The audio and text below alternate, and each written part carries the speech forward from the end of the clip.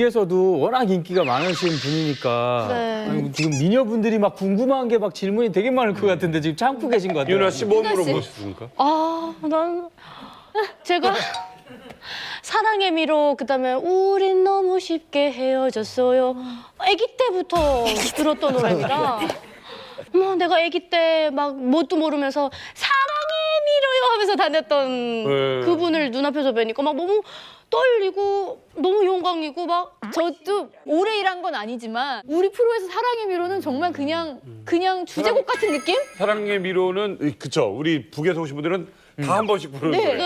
여기 나와서. 그대 작은 가슴에 빛을 준 사랑이여 언제나 변함없이 영원히.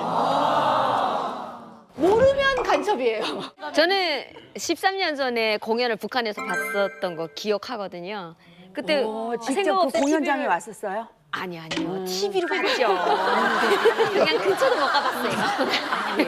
그 TV로 보는데 첫 노래가 사랑의 미로가 아니었어요. 모르는 노래에서 두 번째 노래가 재청했잖아요. 거기서 재청하니까 네 그럼 이번에는 여러분들도 다 아시는 노래죠. 사랑의 미로 이렇게 말씀하셨거든요. 근데 한 놈도 안다고 대답을 안 하는 거예요. 다 아는데 보니까 이만큼 다 모르겠어요. 13년 전에는 네, 그래서 안다면 제가 안 되니까. 분위기가 네, 그랬어요.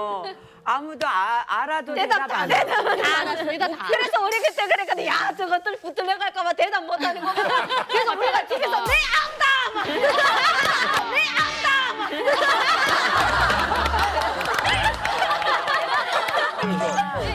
어떻겠지만 TV로라도 우리 다 안다. 거기 사람들 다 안다 이러면서. 근데 그때 우리는 처음 원곡 가수를 봤는데 야 근데 저 사람 어제 가수 저기 진짜 가수 맞냐? 왜 저 노래 가수 맞냐? 왜 가사를 틀리게 하냐? 사랑으로 묻는 가슴에 제시 하나에 울지요. 우리는 자수비의 목숨을 바치 이렇게 기억하고 그렇게 암기했는데 다르게 하는 거예요. 근데 자주위의 나중에- 목숨을 네, 바쳤다. 목숨을 바치. 개사시키다 보니까 개사를 나중에 해서. 알고 보니까 북한에서 개사한 거더라고요. 칠보산 음악단에서. 아 그래 가사를 자주위에 목숨을 바치. 목숨을 바친. 이거 지금 여기 장군님 노래로 바꿨군요. 작사작곡가 허락도 안 받고. 아니 저는 이제 그 가사가 조금 바뀌었다는 거는 저 미리 알고 있었는데 그대 작은 가슴에 빛을 맞아요. 준 사랑의 별. 예, 맞아요. 사랑의 별이요 뭐 이런 식으로. 빛을 준 사랑의 별. 그렇게 바뀌는 걸로 알고 있었어요. 또 전에는 자주위에 목숨을 바친 이렇게 돼 있어요. 근데 이제 그 제가 지금 좀 아쉬운 게 나중에 다 공연 끝나고 이렇게 만찬이 있었어요. 그 만찬장에서 그 삼주연 악단의 그 지휘자분께서 자기네가 사랑의 미로 반주를 좀 하고 싶었는데 못했다. 언제 다음에 기회가 있으면 사랑의 미로를 자기네가 반주를 꼭 하고 싶다. 개인적으로 이제 그렇게 얘기를. 그리고 저도 또한 사랑의 미로를 북한 가수하고 이렇게 같이 좀 한번 불러봤으면 얼마나 좋았을까. 또 다른 그런 그러네요. 그 느낌이 좀 굉장히 많이 다를 텐데 하는 그런 아쉬움이 사실은 참 많았어요. 그러게요.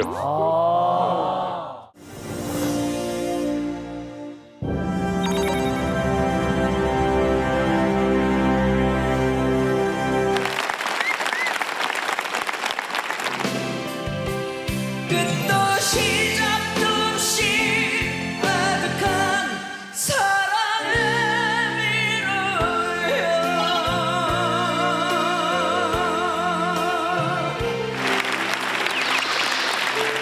감사합니다.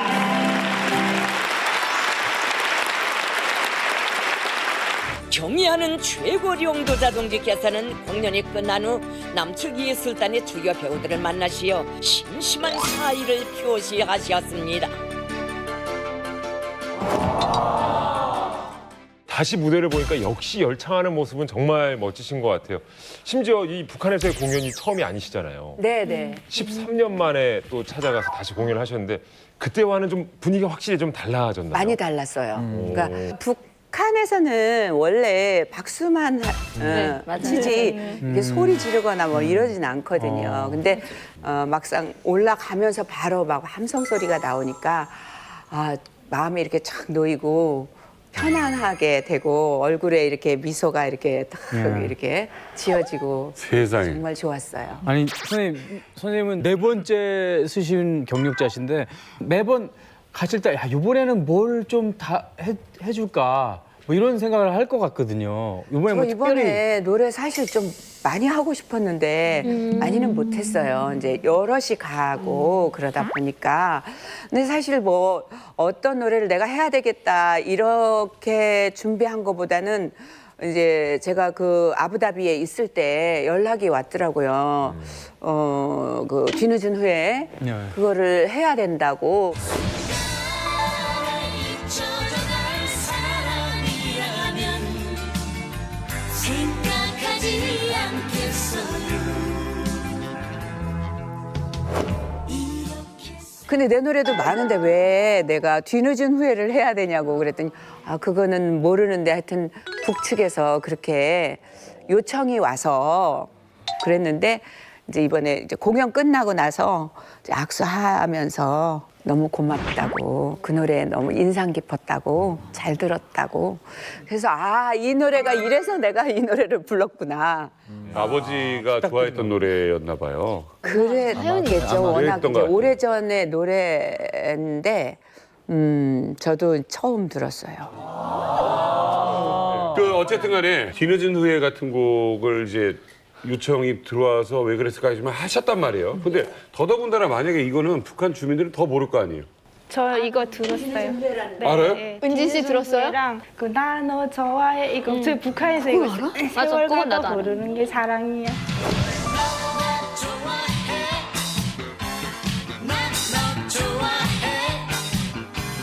그 서로 주고받는 사랑이야. 너나 좋아해. 나 너 좋아해 이거 이걸 많이 우리 기타치면서 했어요. 난 맞아요. 너 좋아해. 누구 노래인지도 알았어요? 누구 누구노래인지 몰랐어요. 이게 카세트 테이프로 들었어요. 아니 이게 한국 노래인 건 알았어요? 몰랐어요. 네, 한국 연변 노래인 건 노래인 줄 알았어요. 알았어요. 전창기에는 한국 노래들이 다들 연변 가요로 들어왔었어요. 그래서 연변 노래인 줄 알았던 거예요. 그래서 그 사랑의 미로도 연변 노래인 줄 알았고 다 연변 노래인 줄 그러면 알았어요. 그 노래를 숨어서 들었어요? 네. 몰래? 네. 사랑의 미로는 거의 공공연하게. 그리고 이번 평양 공연 때 무대 끝나면서 이렇게 사랑합니다 하시면서 하트 하셨잖아요. 네네. 그때 우리 그 평양 관객들 반응이 어땠는지 너무 궁금해요. 글쎄 그렇게 말은 없었어요. 말은 없었어요. 근데 박수 소리가 워낙 길고 또 사랑합니다 하면 또 박수 치고 또 이렇게 인사하면 또 박수 치고 이제 계속 이렇게 박수로 많이 대답을 하시는 것 같아서요. 근데 선생님 이거 하고 싶었는데 못한 겁니다. 이거 정말 하고 싶었을 겁니다. 그러면서 고맙다고 김정은이랑 악수를 하셨다 그랬잖아요. 네. 그때 손잡으면서 실제로 얼굴 보니까 어떻던가요? 기분이. 여기는 실제로 보는 사람 없죠. TV로만 봤지 뭐. 실제로 얼굴 보니까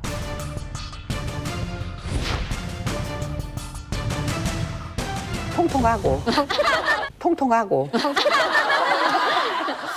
또 이렇게 굉장히 성격이 화통하고 그렇게 보였어요. 이렇게 뭐 우리가 생각했던 것보다는 훨씬 더 편안한 얼굴이었던 것 같고. 전 궁금한 게 선생님 손을 딱 악수했을 때 김정은의 손은 찬가요? 따뜻한가요? 했어요. 냉혈한 네? 따뜻해요? 따뜻했어요. 그리고 이제 이제 악수 다 하고 그다음에 그 하는 말이 참 감동적이었어요. 우리가 봄이 온다라는 주제를 가지고 이렇게 공연을 했는데 이 다음에는 가을이 왔다라는 주제를 가지고 공연을 하자. 가을은 이게 결실의 계절이니까 어떤 결실을 가지고 이렇게 하는 게 좋겠다. 그런 말을 했을 때 저렇게 참 감동이었어요. 저 궁금한 거 있는데요. 공연하실 때 그 김정은하고 리설주가 미리 온다는 거 알고 계셨나요? 이제 무대 뒤쪽에 이 대기실이 쫙 있어요. 그래서 혹시나 올지도 모른다 이렇게 누가 얘기를 하더라고요. 그래서 맞나? 뭐 근데 그랬는데 끝나고 나서 다 이제 옷 갈아입는데 갑자기 그 안내원 동지 그분이 와서 빨리 나오라고 그냥 옷 갈아입지 말고 빨리 나오라고 그때 알았어요. 이설주는 어때요? 실제로 보면? 걸그룹 멤버가 하나 와 있는 줄 알았어요. 정말 예뻐요. 예쁘고 반듯하게 서서 그냥, 거의 뭐 말하는 거는 없었지만 표정은. 그림자처럼 표정도 그냥 근데 선배님 그 이번에 그 공연하실 때 북한 예술단이랑 손잡고 이렇게 또 노래 부르셨잖아요. 예. 근데 이게 연습할 시간이 있었나요, 같이? 연습할 시간이 없었어요. 뭐 진짜 그 뭐 무슨 노래지? 해솟는 백두산은 내 조국입니다. 백두와 한라가 서로 손을 잡을 때 잡으면 삼천리가 하나 되어 우리는 하나. 통일이여라 뭐 이런 노래 즉석에서 듣고 그냥 했어요. 가사만 이렇게 띄워줘서 그래서 맞추고 뭐 따로 뭐 이렇게 배우고 그럴 시간이 없었던 것이 좀 아쉽죠. 안 그랬으면 좀 더 잘. 평상시에 이렇게 어떻게 관리를 하세요? 저 이번에 평양 가서도 수영을 1시간 반 정도 했어요. 와. 평양에서? 호텔이. 네, 고려 호텔에서. 고려 호텔 수영장에서요? 수영장 너무 좋던데요, 무도. 나 이 얘기 처음 들어보네요. 궁금한 게 네. 고려 호텔에서 수영하실 때 같이 수영하는 사람도 꽤 있었나요?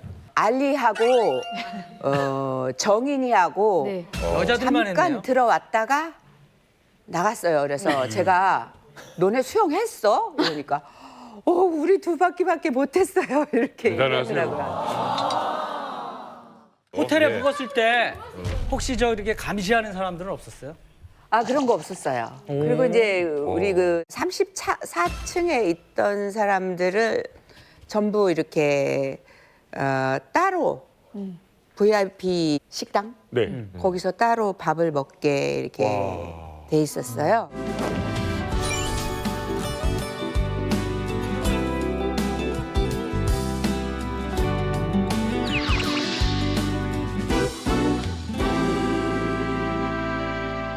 거기에서는 이렇게 조금 안 맞는 음식, 향이 이렇게 좀 너무 진해서 안 맞는 음식이 있어서 이렇게 못 먹고 내놓으면 그 서빙하는 사람들이 얼마나 친절한지 안 드시냐고 이렇게 안 드시고 어떻게 노래를 하시냐고 하면서 걱정을 하고 뭐 이렇게 다른 거도 좀 더 필요하시면 요청하시라고. 친절하네요. 혹시 고려호텔 만장을 올라가 보셨어요? 만장? 꼭대기층. 네, 거기 식당에는. 이렇게 돌아가는 식당. 네, 44층. 왜 물어봐요? 그 유명한데요, 거기가? 네, 제가 가봤었는데 너무 분위기가 좋고 이렇게 앉아있으면 조개가 있거든요. 밥 먹을 때 나도 모르게 이렇게 돌아가면서 풍요시 야경도 볼 수 있는. 그러니까 고려 호텔 밖으로도 이렇게 자유롭게 그건 안 돼. 그거는. 네. 근데 이제 차 타고 다니면서 뭐 무슨 김일성 광장?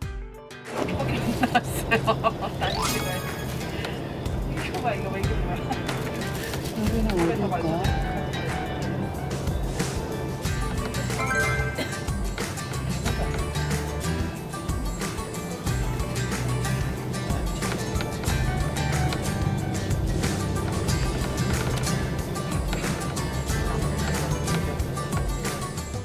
그리고 공연을 다 마치고 보도도 됐습니다만 옥류관 가서 네. 다 같이 이렇게 냉면을 즐기셨잖아요. 네네. 뭐 이번에 뭐 평양을 이제 한 3번째 또 가보시는 네네. 거니까 단일 메뉴입니까? 평양냉면 말고? 뭐 여러 가지 그러니까 냉면만 나오는 게 아니라 뭐 녹두 빈대떡도 나오고 김치도 나오고 또 술떡 예. 여러 가지 먹을 게 많이 나왔어요. 네. 그 이런 여기 다니면 호텔이라든가 식당 이런 데 가면 혹시 사인 좀 해주세요 이런 사람 없어요? 사인을 한 번 해드린 적 있어요. 누구한테 거기서? 리허설하고 막 거기 또 이렇게 보니까 사실은 그 대기실에 피아노도 다 있었어요. 제가 이렇게 피아노 치면서 음도 소리도 좀 내봐야 되고 뭐 정신이 없었어요. 그럴 때 왔었어요. 아, 네. 대기실로. 제가 인터뷰를 보니까 뒤풀이가 있었는데 비행기 시간을 연기할 정도의 뒤풀이였다는 소문을 들었습니다. 네, 맞아요. 이 얘기 좀 한번 해주시죠. 이게 어떻게 된 거예요, 이게? 그 예전에 공연 갔을 때는 뭐 모란봉 을밀대 이런 데 다 봤어요. 근데 이번에는 이제 그런 걸 못했고 사실 그 미산각이라는 그 만찬장 들어가 보니까 뭐 화장실까지 뭐까지 전체가 다 대리석으로 진짜 멋있었어요. 제가 북한의 그 제 정보통에 하나 심어뒀는데 평양에 얘기를 들었어요. 현수월 단장 뺨을 이렇게 잡고. 그게 사실입니까? 그게 사실입니까? 사실은 이런 얘기 하면 안 되는데 사실은 이렇게 가까이서 보니까 정말 예쁘고 피부도 진짜 이쁘고 또 성격이 너무 좋은 것 같더라고요. 이렇게 좀 여장부 네 그런 성격이었어요. 뭔가 잘 통하는 느낌. 네, 그래서 내가 이제 술이 좀 취해가지고 양쪽 볼을 이렇게 붙잡고 너무 이쁘다고. 현수월 단장 한국 올 때 막 이러고 하니까 하고 막 이렇게 안아주고 같이 또 막 러브샷도 하고. 어머나 어떡해. 그랬더니 어떻게 반응하던가요? 굉장히 좋아하는 것 같았어요. 그런 걸 좋아하는구나. 우리나라의 회식 분위기랑 비슷한가요? 아니면 좀 다른가요? 너무 똑같았던 것 같아요. 거기 가운데 나가서 막 춤도 추고 놀고 막 우리 다른 가수들은 안 그러는데 저 혼자만 나가서 막 북측 가수들하고 춤추고 놀고. 아무튼 제 얘기를 들어보니까 현송월 씨랑 진짜 언니 동생처럼 되게 친해졌네요. 그때 하지 못했던 얘기를 영상을 통해서 한번 해보시죠. 저기 보시고 우리 현수월 단장에게 한마디 해주시죠. 참 이렇게 통 크고 다 모든 것을 이렇게 아우르는 그런 성격이 너무 예쁘고 정말 그 따뜻한 마음을 또 이렇게 전해주고 그래서 진짜 고맙고 다음에 더 좋은 모습으로 만났으면 정말 좋겠어요.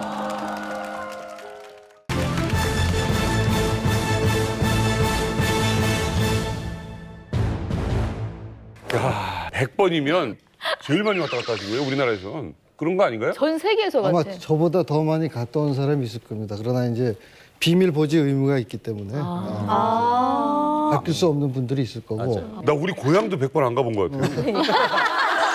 아니 그러면 우리가 사랑처럼. 공식적으로 이렇게 남북이 서로 만나고 이러는 게 다 매스컴에 보도가 되는데 네, 그렇습니다. 비공식적으로 이렇게 많이 다니신 거라는 얘기잖아요. 아니죠. 저는 공식적으로 다녀온 거고 그러나 그것이 뉴스가 갈 때마다 보도하는 것은 보도가 안 돼서 그렇구나. 가치성이 좀 약한 거고 왜냐하면 같은 사안을 가지고 여러 번 다닐 수도 있고 저번에도 방송 나가니까 주위 사람들이 그러더라고요. 어떻게 100번씩이나 다녀왔느냐 그러는데 사실은 횟수가 중요한 게 아니고 이 남북관계 부친 과정을 여러분들이 이렇게 조금만 조망해 보면 당연히 나오는 겁니다. 예를 들어서 95년부터 우리가 북한에 대한 쌀 지원과 비료 지원을 시작한 건 아시죠? 네. 그때 이제 지원할 때 그냥 선박에다만 시설 보내는 것이 아니라 통일부 직원들이 가서 이것이 제대로 인도가 됐느냐, 또 인수를 받았느냐, 또 이것을 어떻게 잘 나눠주느냐 하는 것을 하려면 요원들이 따라가야 되지 않겠습니까? 전혀 몰랐어요. 그냥 물건만 가는 줄. 그래서 따라가는 거고 그 이후 이제 2000년도가 되게 되면은 우리가 지원한 특히 쌀 같은 경우는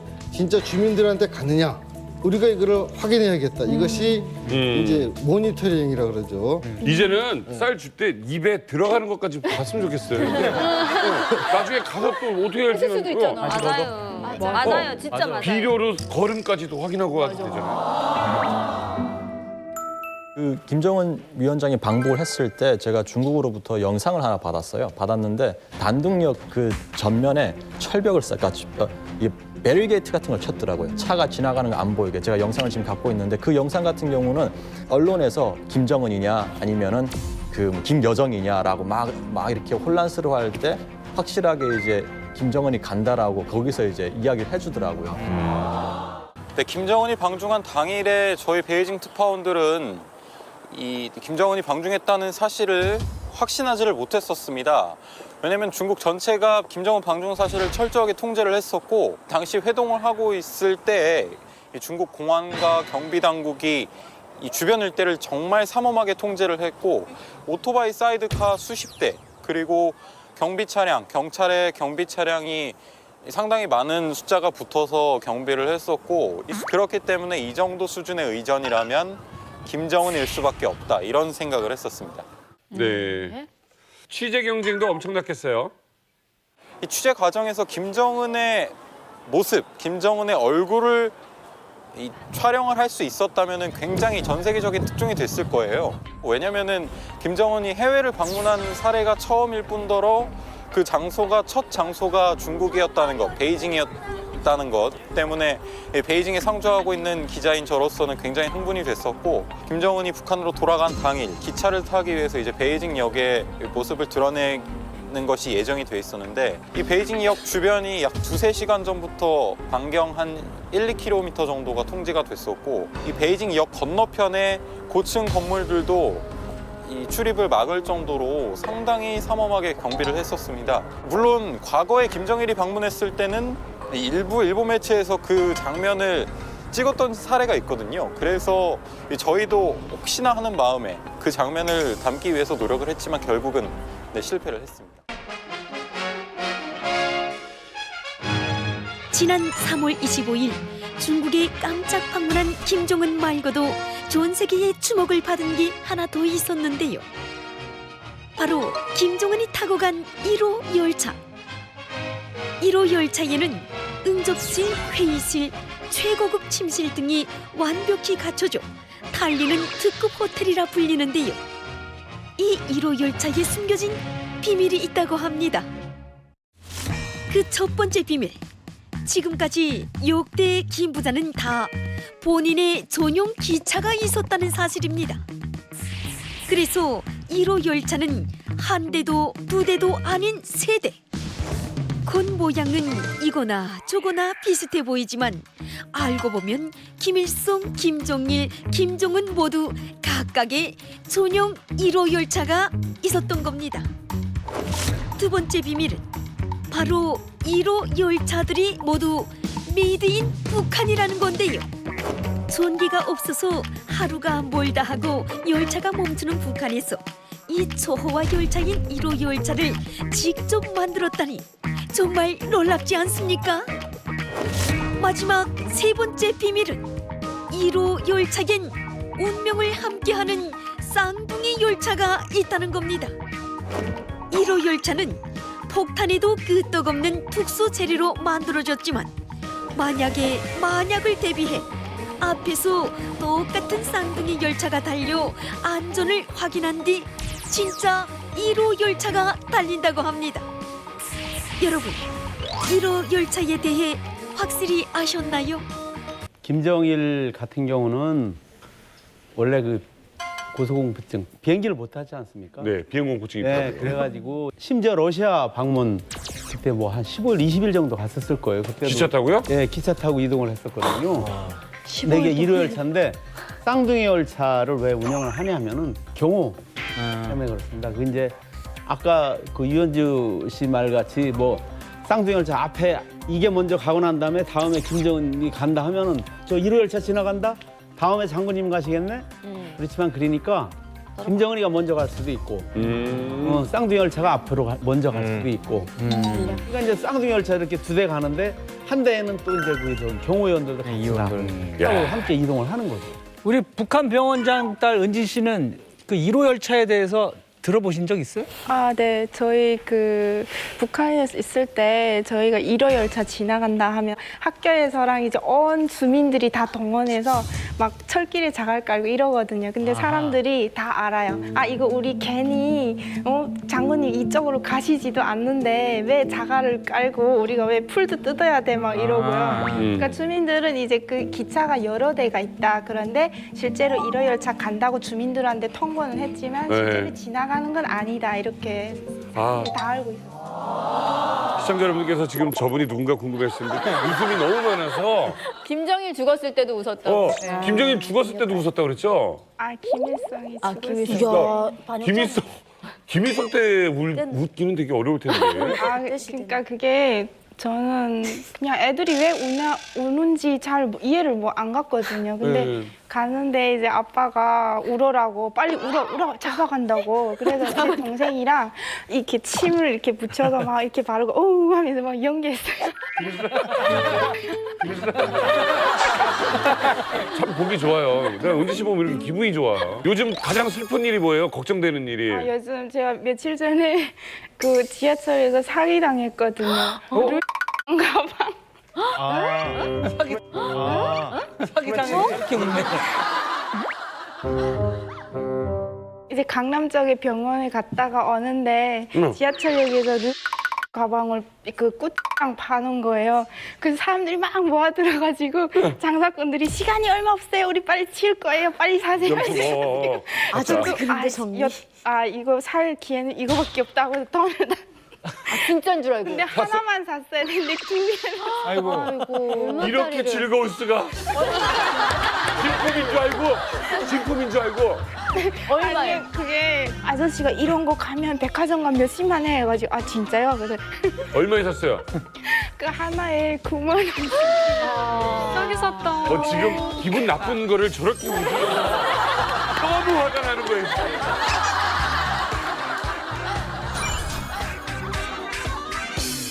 자, 그리고 북한 3대 정권을 다 경험하신 분이 계시잖아요. 우리 순전 어머님.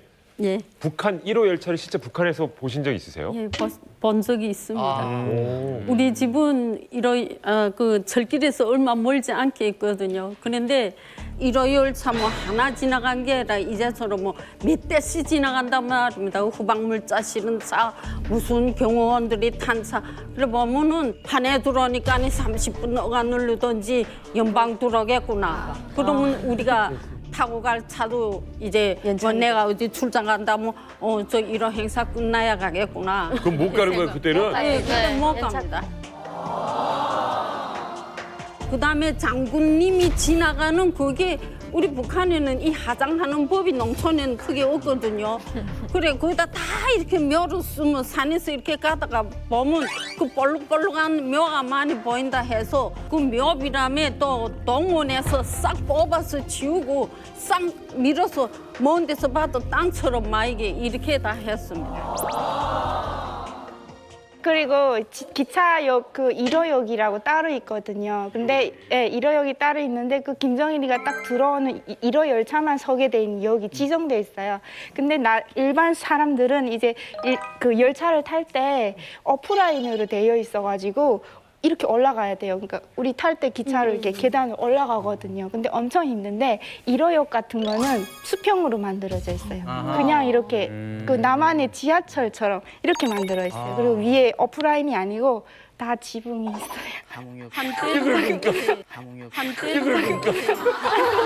아, 저 웃지 않으려는데. 어떻게 평지로 만들었는데? 평지로? 아니 이게 말이 여기 계란도 아니고.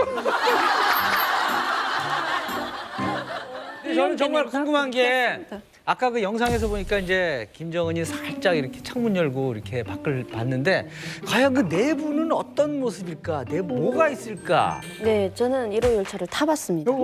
타봤습니다. 네, 진짜 왜 타보? 장군이가 같이 동행한 건 아니고요. 저희 아버님이 이제 함경북도 쪽에 철도에서 고위직을 하셨어요. 네, 그래서 1호 열차는 각 도마다 철도 총국이 있습니다. 거기에서 한 대씩 가지고 있는 걸로 알고 있고요. 그거를 정기적으로 검사를 합니다. 장군님이 언제 오실지 모르기 때문에 자기 도에서 정기적으로 검사하는데 그때마다 이제 잠깐씩 올라가 보거나 이제 원래 그러면 안 되는데 네, 그렇게 저를 데려다 보내서 깜짝 놀랐는 게 그냥 기차는 똑같이 생겼는데 안에 왜 그렇게 넓어 보이는지 화장실부터 시작해서 식당 칸, 담화하는 대기실도 있고 그러니까 이게 평생 안 탈 수도 있지만 준비해 놓는 게 준비를 있구나. 그래서 이제 1호 열차가 지나가잖아요. 정기적으로 제가 봐서는 한 달에 한 번씩 검사를 하나 봐요. 근데 사람들은 장군님 지나가는 줄 알고 맨날 거기다가 그거 할 때마다 자갈 다 까는 거예요. 그래서 그 열차가 지나갈 때마다 차가 대기를 먹다 보니까 평양 올라가자면 철길이 그 열차 지나갈 땐 100% 대기선에 들어가 있어요. 일반 여객 열차나 화물차가. 그러다 보니까 이게 첫째인 거예요. 5,350만 원. 5,350만 원이 도대체 뭘까요? 그러니까 5,400만 원도 아니고 5,300만 원도 아니고 부가세가 붙었나? 5,350만 원은 도대체 부가세. 뭘 뜻하는 걸까요? 너무 야, 성지 씨. 중국 방문하고 뭔 상관이야? 그러니까. 뭘까요? 열차 한 칸의 가격인가? 사실 5,350만 원의 돈은요. 김정은 그 위원장이 묵었던 조호대라는 그 국빈들 묵는 호텔이 있어요. 거기 하룻밤 가격. 하룻밤 가격. 하루? 예, 사실 5,300만 원이 위안화로 환산이 돼서 그렇고 아마 여기에 뭐 몇백 원은 더 붙을 거예요. 여기 보면은 김일성도 그리고 김정일도 중국을 방문할 때는 항상 여기에 묵었고요. 저희 대통령 김대중 대통령뿐만 아니라 노무현 대통령도 이곳에 묵었거든요. 김정은이가 이번 조호대에 묵었다는 사실은 중국 정부가 김정은을 북한 지도자로 인정을 해준 거예요. 예, 그런 상징적인 의미가 있다고 보시면 됩니다. 그러니까 역사적인 거네요. 그러니까 거의 뭐 진짜 비싸다 근데. 그럼 저기는 내가 묵고 싶으면 돈만 저 돈 내고 묵을 수 있는 거예요? 그렇게 호텔이니까. 야, 갈 때 나 좀 불러줘. 그 외국 정상들의 공식적인 숙소인 거예요? 이렇게 네. 초대를 했을 때. 네, 그렇습니다. 조금 전에도 말씀을 하셨지만 일단 외국의 BIP들 최정상이 오게 되면은 공식적으로 묵는 장소입니다. 그런데 이제 우리가 5,350만 원에다 여기 박점을 둘 필요는 없는 게 돈은 물론 안 받습니다. 우리가 시청을 해 우리 측에다 부담을 하는데 구태여 시가를 따지자면 그 정도 고가다. 이것은 김정은에 대해서 시진핑 주석이 그만큼 국빈 대접을 했다라는 것에 의미를 둬야 될 것 같습니다. 아무튼 다음 연관 검색어 저는 개인적으로 김정은 4억 굉장히 궁금하거든요. 궁금하다. 네, 김정은 4억에 대해서는 우리 은하 씨가 준비하셨죠? 네, 제가 준비했는데요. 김정은의 4억 참 궁금하시죠? 네. 이 4억은 이번에 그 김정은이 중국을 갔을 때 시진핑이 김정은에게 선물한 그 가격이 4억이라고 해요. 근데 그때 중국에 가서 김정은이 받은 선물 중에는 이런 대형 도자기 이게 3m가 넘는 경태림. 3m? 3m가 되는 경태림이라는 도자기고요. 3m요? 3m면 아라의 2배만 해요. 그러니까 제가 키가 190이거든요. 그러니까 제가 190인 거 제 위에 과장 조금 보태서 유현주 씨가 올라가면은 3m가 되는 거예요. 예, 1m 조금 넘으시니까. 믿어봐.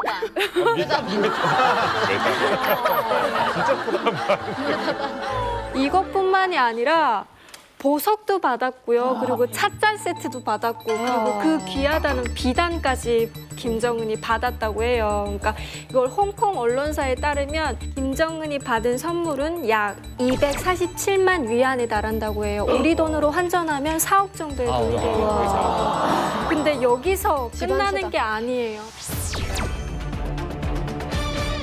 경의하는 최고령도 자동지와 리설정 여사께서는 이날 석군평 동지와 백요원 여사에게 성의껏 마련하신 뜻깊은 선물을 남기셨습니다.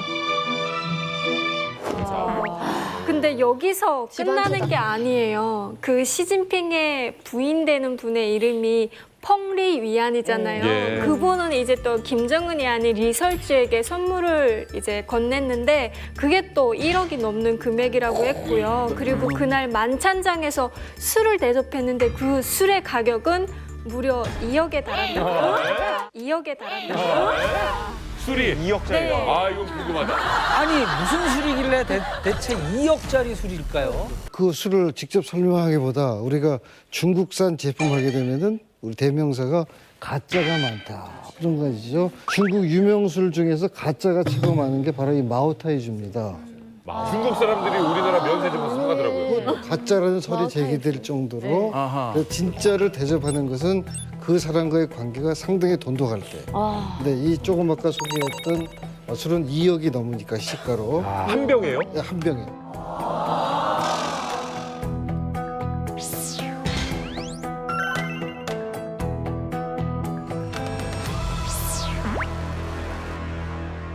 이것은 그 귀주라는 지역에서 생산이 된 건데 이 모택동이 그 마을에다가 당신네들은 술만을 만들어라 그래갖고 종류가 수백 가지가 넘습니다. 그래서 최고 비싼 게 아마 이 정도고 그 밑에 단계별로 있습니다. 그래서 이 술이 세계적으로 유명해지게 된 것은 1915년에 미국의 그 샌프란시스코에서 국제 주류 박람회가 열렸을 때 도자기는 그렇듯한데 다른 나라 술에 비해서 별게 없으니까 다들 그 사람들이 무시를 했는데 어디 실수를 하다 그게 땅바닥에 떨어졌다 그래요.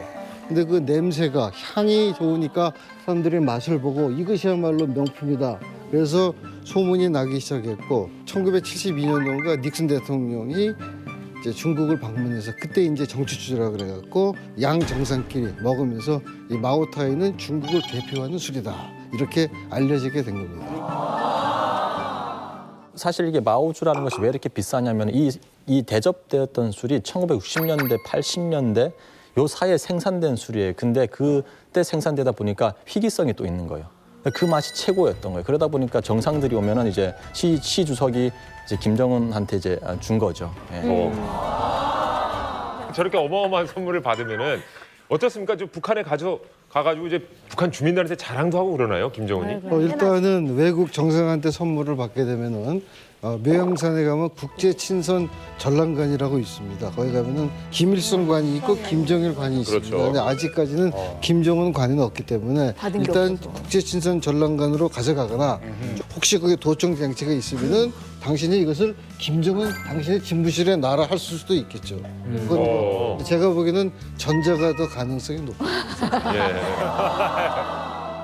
주민들에게 자랑하나요, 은진 씨? 이런 선물 받으면? 그 이제 TV를 통해서 이제 외국 인사들이 이제 우리 장모님을 흠모하고 칭송해서 이렇게 뭐 좀 과장해가지고요. 예. 뉴스에서는 살짝 언급을 해요, 보도에서는. 근데 이제 국제 친선 전람관에서 조금 그때 소개를 할 때 과장해가지고 그래요. 네, 이렇게 줬다. 박사님, 역대 정상회담에도 같이 참여하셨다고요? 네, 뭐 1차, 2차 정상회담은 그때 제가 통일부에 근무하고 있으니까 처음 김정일 위원장을 만날 때 악수를 하면서 무슨 말씀을 하실 건가.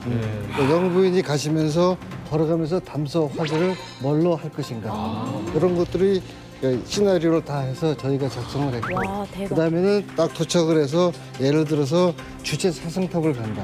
또 개선문으로 간다 할 때 주체 사성탑은 뭐 하는 곳입니다라고 거기다가 다 설명을 해서 미리 보시고 이제 대화를 할 수 있도록 예, 예. 그런 의미에서 참여를 한 거지 공식 수행원은 아니에요. 와, 그러면 상대방도 시나리오가 있을 거 아니에요? 그럼 서로 엇갈리지 않나요? 아니죠. 그거를 우리가 사전에 실무 협의라는 걸 하지 않습니까? 아, 그거를 서로. 남북 정상회담에서 북한이 보낸 최고의 선물은 송이버섯이다. 버섯? 송이버섯을 못 사잖아. 자연송이가 비싸. 진짜 비싸요. 자연송이가 컨선. 향이 좋지. 몇 킬로까지 나? 송이버섯 그 자체가 참으로 명물입니다. 아무 데나 막 돋아나지 않습니다. 말을 저렇게 속삭이면서 하네. 한옥구. 진짜 성이. 진짜 성이, 진짜 성이. 이게 저 북한의 여섯 신의 고향 이런 건가요? 오.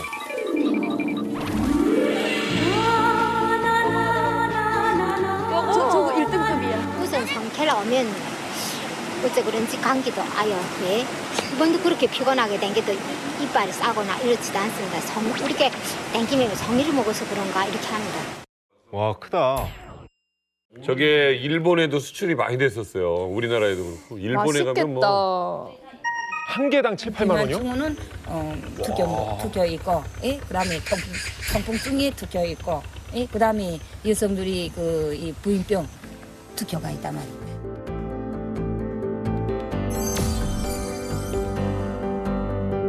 아, 저 그냥 찢어서 소금 찍어. 난 그냥 생거 먹어도 너무 맛있습니다. 칠보산 송이버섯. 그 유명하다는 건 이제 생각이 났는데 근데 왜 외교의 비밀이 송이버섯이죠? 북한 당국의 특산품에서 송이버섯을 최고로 치는 거니까 이 최고로 치는 것을 남쪽에 주겠다 하는 것은 그만큼 남쪽에 대한 배려가 있는 거고 남북 관계 개선에 대한 의지를 시사하는 것이 아니겠는가 이런 측면에서 해석을 하시면 될 것 같습니다.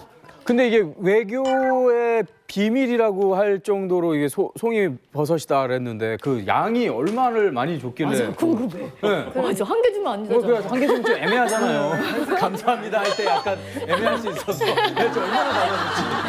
그러니까 1차, 2차 정상회담 때 다른데요. 송이를 1차 회담할 경우에는 이 조선인민군 대장 칭호를 갖고 있는 박재경이라는 현역 군인이 그걸 싣고 갔습니다. 그때 갖고 온 게 대략 1kg 포장으로 돼서 1kg 포장 단위가 1kg로 해갖고 그걸 한 1톤 정도니까 1톤 정도니까 1000kg. 그래서 그때 상당히 많은 분들이 통 크네요. 아마 우리 받으셨죠? 관계되는 분들 또 이렇게 사회적으로 취약계층 그런 분들한테 나눠준 적이 있습니다. 그 사실 노무현 정부 때는 더 놀라운 일이 4,000kg를 와. 뭐라고요? 4,000kg, 4톤을 한국에 보내왔습니다. 3,800명 정도의 이제 분들이 뭐 이산가족이라든지 아니면 대법관, 뭐 정치인들 이런 분들이 이제 드셨고요. 사실 저희가 국가가 어느 나라에게 선물을 준다고 했을 땐 선물의 의미를 저희가 좀 볼 필요가 있어요. 아까 중국에서 큰 단지를 줘가지고 잘 보관을 해라 했듯이 북한에서 송이 그것도 칠보산의 송이를 줬다는 것은 그때 한참 금강산 관광을 할 때거든요. 또 칠보산은 내칠보와 해칠보가 있어요. 바다 쪽에서 보는 칠보산이 있고 안에서 보는 칠보산이 있거든요. 해칠보도 우리가 관광 특구로 만들겠다. 그래서 송이를 줌으로써 한국사에 칠보산 송이 되게 맛있다. 칠보산은 되게 물도 맑고 좋은 곳이라는데 거기도 우리가 한번 여행하면 좋겠다. 그러한 다목적인 카드가 담겨 있지 않았나 저는 그렇게 생각합니다. 아니 아무리 그래도 칠보산에 그렇게 4톤이나 되는 송이가 많이 그러니까 사실은 칠보산에서만 캔 것이 아니라 전국 각지에서 아마 모았을 거예요. 그리고 이름은 칠보산 송이라고 아마 이랬을 거예요. 드셔보셨어요 혹시? 네. 좀 다른가요? 조금 아까 화면에서 보셨지만 일단 크기라든가 굵기가 한국산에 비해서 좀 적습니다. 적지만 재질이 상당히 단단합니다. 그리고 향내가 상당히 좀 진한 걸로. 송이버섯 드셔보신 분? 오, 맞네. 드셔보신 분? 맞네. 아니 어디서 드셔보셨습니까? 저는 송이 캐러 많이 다녔습니다. 오빠랑 그래요? 같이. 네, 용돈벌이 하느라고. 저렇게 송이가 좋아요, 북한이? 고난행군 시기 때 이제 캐러 가는데 아까처럼 이렇게 끝에가 이렇게 탁 펴지면 상품 가치가 떨어지는 겁니다. 다 물어줬다고 해야 되나요? 그래서 요거를 이끼에다 이렇게 싸가지고 내려오는 겁니다. 그래서 정부에서 이렇게 초소를 하나씩 설치해갖고 여기다 주면 쌀 바꿔줄게 했는데 싸니까 정부에다 바치지 않고 그 송이 대꼬한 데다 파는 겁니다. 이제 좀 중국에 브로커 있는. 그래서 팔면 꽤 비싸니까. 이야. 그 자리에서 찢어 먹기도 하고. 맞아. 네. 저 송이들 저거 있잖아요. 1등상이 만약에 그 현지에서 경찰들이 갔다가 혹시 개인들에게 팔까봐 또 이렇게 올라오는 경우가 있거든요. 근데 만약에 그 먹음직스러워서 배고픈가 이간나 당에 바치는 당자금인데 이 1등송이를 네가 먹어? 먹더라도 우리가 여기서 먹은 거는요 3등송이 등의 상품의 그 송이를 먹을 수 있지 이 등수 들어가는 거 사람들 그 경비원들 앞에서 먹게 되면 그 자리에서 매 맞아요. 실질이 선고 받고요. 송이철에는 그 기업소들마다 충성의 송이라는 게 있어요. 그래서 기업소마다 송이를 어느 만큼 바쳐라는 게 있어요. 실제는 정말 공장에서 일하는 사람들이 송이 캐러 다 가요. 가가지고 1등 송이를 국가에 바치는 거죠. 김상균 국가정보원 사장, 윤건영 청와대 국정상황실 실장을 따뜻이 맞이하셨습니다. 진짜 나 저 사람을 쳐다본 적이 없네요. 어디 쓰는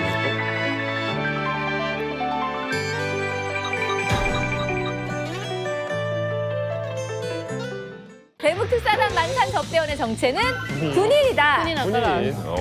군인이래요. 군인이에요? 각이 잡혀 있잖아요. 머리가 짧고. 군인, 경호원 비슷한 맥락으로 있는 건가요, 그러면? 그럴 수 있겠네요. 이렇게 사실 우리 군대에서도 그런 접대 일을 하는 친구들이 있긴 있었거든요. 네, 군인인가요? 예, 맞습니다. 호위사령부 군관인데 이제 그 아까 경호원 그것도 맞는 거죠. 그러니까 이곳은 그 김대중 대통령이 이제 그 방북을 했을 때 직접 옆에서 호위사령부 군관으로서 저런 역할을 했던 탈북민이 증언을 한 것입니다. 그러면 지금 얼마 전에 갔던 우리 대북 특사단도 경호원들, 군인들이 이제 접대를 한 거고, 그 예전에 1, 2차 회담할 때도 다 그런 사람들이 한 건가요? 최고위원장, 최고 책임자를 근접해서 보호해야 된다. 북한에는 수령결사 옹의 정신이라는 게 있고 총폭탄 정신이 있고 이런 것들을 감안을 할 때 최측근에서 하는 거니까 그거는 호위사령부 요원 중에서도 최핵심 요원이 들어갈 것이다 추정을 하는 것이지. 호위사령부 만나보신 분 거의 없을 것 같은데 북한 호위사령부에 대한 비밀 알고 계신 거 좀 얘기해 주세요.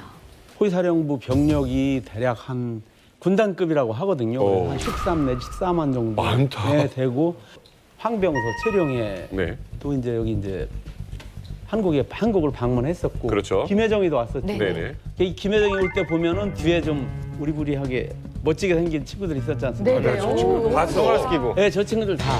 아, 호위사령부예요? 그렇죠. 호위사령부 소속 요원들로서 이제 고위층 그 경호도 호위사령부에서 담당을 하고 있거든요. 장성택, 저택이나 그런 데도 다 이제 호위사령부 요원들이 이제 경호를 하고 하는데 저택을 수리하거나 하는 것도 다 호위사령부 요원들이 합니다. 근데 보니까 그 저택 수리하는데도 계급이 상좌 대자더라고요. 아이고야. 그것도 쉽지 않네요. 그러니까 이제 지금 그 1호차 저기 뭐야 김정일이 그 운전수 같은 경우도 계급이 한 대자 정도 될 겁니다. 그게 다 호위사령부 소속. 그리고 이제 전에 여기 나왔었다고 그러더라고요. 박수현. 예, 예. 한의사. 예, 예. 네. 한의사도 호위사령부 출신이에요. 정말요?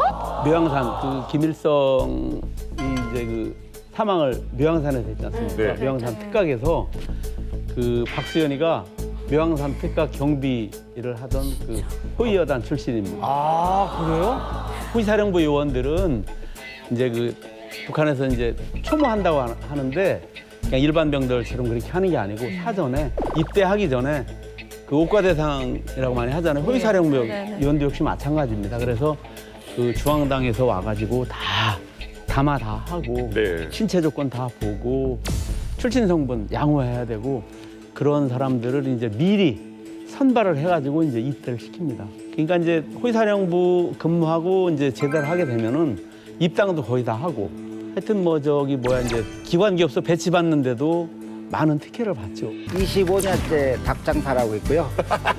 세계 최초로 평양 한복판에 치킨집을 열어놓은 채원호입니다. 아, 진짜? 잠깐, 북한에서 사셨던 분이 아니고 서울에 사신... 네, 저는 저 서울 중국. 아, 그게 말이 안 되는 게 아니 한국 사람, 대한민국 사람이 어떻게 북한에서 치킨집을 사장을 할 수 있어요? 저분 대단하신 분이라니까요. 네, 과연 어떻게 된 일인지 VCR로 먼저 보시겠습니다. 사실일까요? 자, 평양 한복판에 치킨집이 과연 있을 수 있느냐? 청량음료? 자, 을밀대 근처 평양 1호 치킨집 오픈을 위해서 락원식당 개건 현대화 시공공정 계획. 리모델링도 하셨어요? 정말 대단하신 분이에요. 와, 진짜 대단하시다, 야. 저기 테이블 있는 데인가 봐. 치킨집 짓는 거예요, 지금. 낙원 식당. 닭고기 전문 식당. 와, 식당가 있네요. 대박. 프라이드하고 양념하고. 이야. 손님 많네. 알바생도 저렇게. 하루 매출이 남쪽 돈으로 100만 원 정도인 셈이니까 하루 100마리 정도의 닭이 소비되는 수준입니다. 대박, 평양에서? 1,200원 정도로 남한과 별 차이가 없습니다. 비싸구나. 고가네, 진짜. 진짜였어. 진짜였어요. 아, 저기 사장님이셨다고요? 사장님이시죠. 대박이다. 아니, 자세히 좀 듣고 싶어요, 사연. 그러니까 아니 이게 보고도 안 믿어지는데 어떻게 저런 생각을 하셨어요?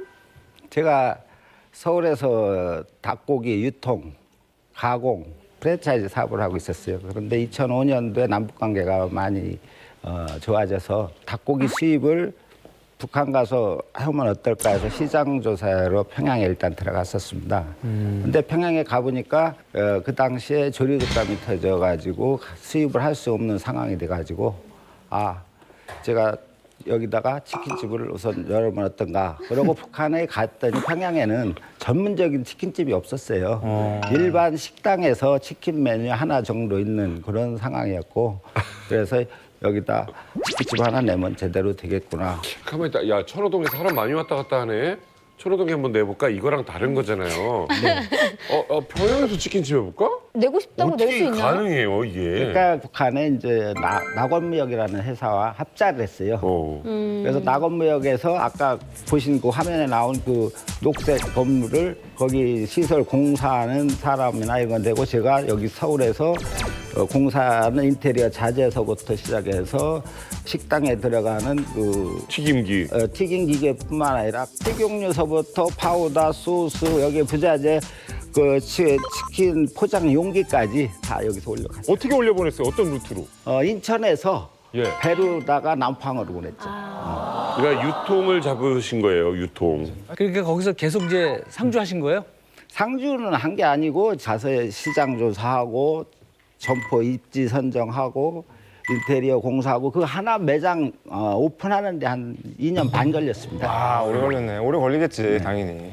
2008년 초까지 물건이 올라가고 남북관계가 경색이 되면서 지금까지 막혀 있다고 보시면 돼요. 아직도 그 치킨집은 있겠네요. 네, 지금도 잘 되고 있다고 지인들이 최근에 갔다 온 사람들 소식을 듣고 있습니다. 아무튼 뭐 대단한 일을 하셨는데 저도 이제 그 와이프가 네. 모처에다 이제 파스타집을 해서 지금 성업 중에 있는데 잘 되시죠? 근데 이 장사는요 입지 선정이 중요해요. 네, 맞습니다. 위치가 중요한데 그러면 평양은 평양인데 평양 중에서도 어디에 해야 되겠다 이런 건 어떻게 정하셨습니까? 네, 그래서 제가 처음에는 그쪽에서 제시한 장소가 월양동에 있는 월양각이라는 건물을 이렇게 저한테 안내를 했어요.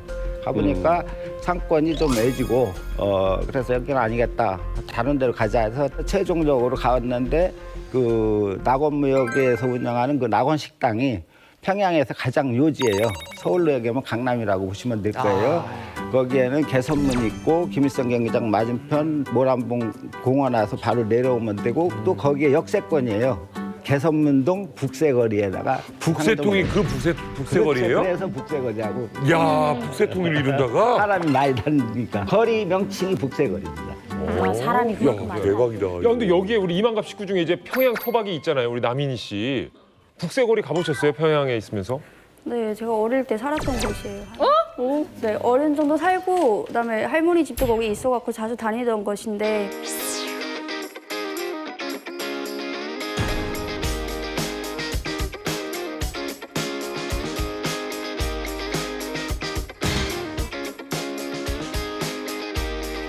여기 머란봉이 있거든요. 머란봉에는 사람들이 진짜 많이 와요. 엄청 아름답고 놀러 갈 만한 장소도 되고 그다음에 개선청년공원도 있고 개선문도 있고 사람들이 진짜 많이 다니는 곳이에요. 만시대동상도 있고. 저 식당은 보셨어요?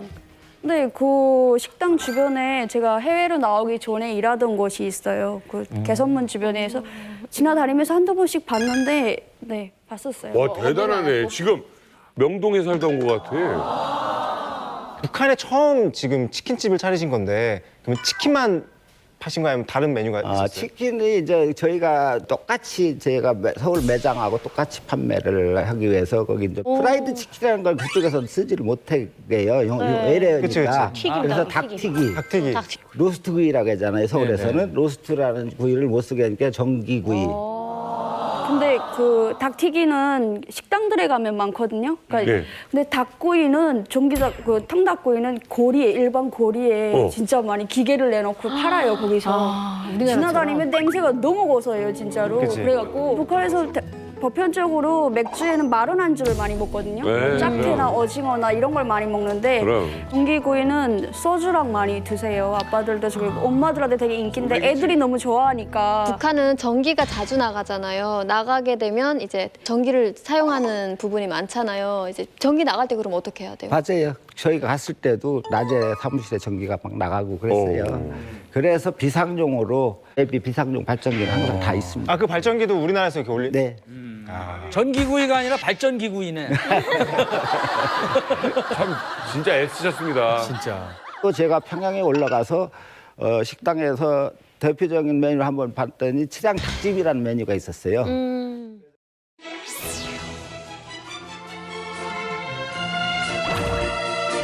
칠양 닭찜은 맛이 독특하고 영양가가 높아 으뜸가는 우리 민족의 전통 음식으로 널리 알려졌습니다. 맛있겠다. 칠양닭찜의 레시피와 제가 서울에 있는 그 찜닭, 안동찜닭 있지 않습니까? 거기에 강점을 모아갖고 제가 다시 메뉴를 개발해서 칠양계라는 메뉴를 만들어서 지금 서울에서도 판매를 하고 있고 평양에서도 팔게 했습니다. 전단지 같은 것도 만드셨어요? 내가 취급하는 메뉴는 다 넣어야 되니까. 그렇지. 그래서 배달을 해야 되니까. 엄마 그래서 그 배달할 수 있는 전단지를 제가 저렇게 사진에 나온 것 같이. 이거 우리 집 앞에 붙어있는 전단지 같은데. 이거를 평양에다가 돌렸어요?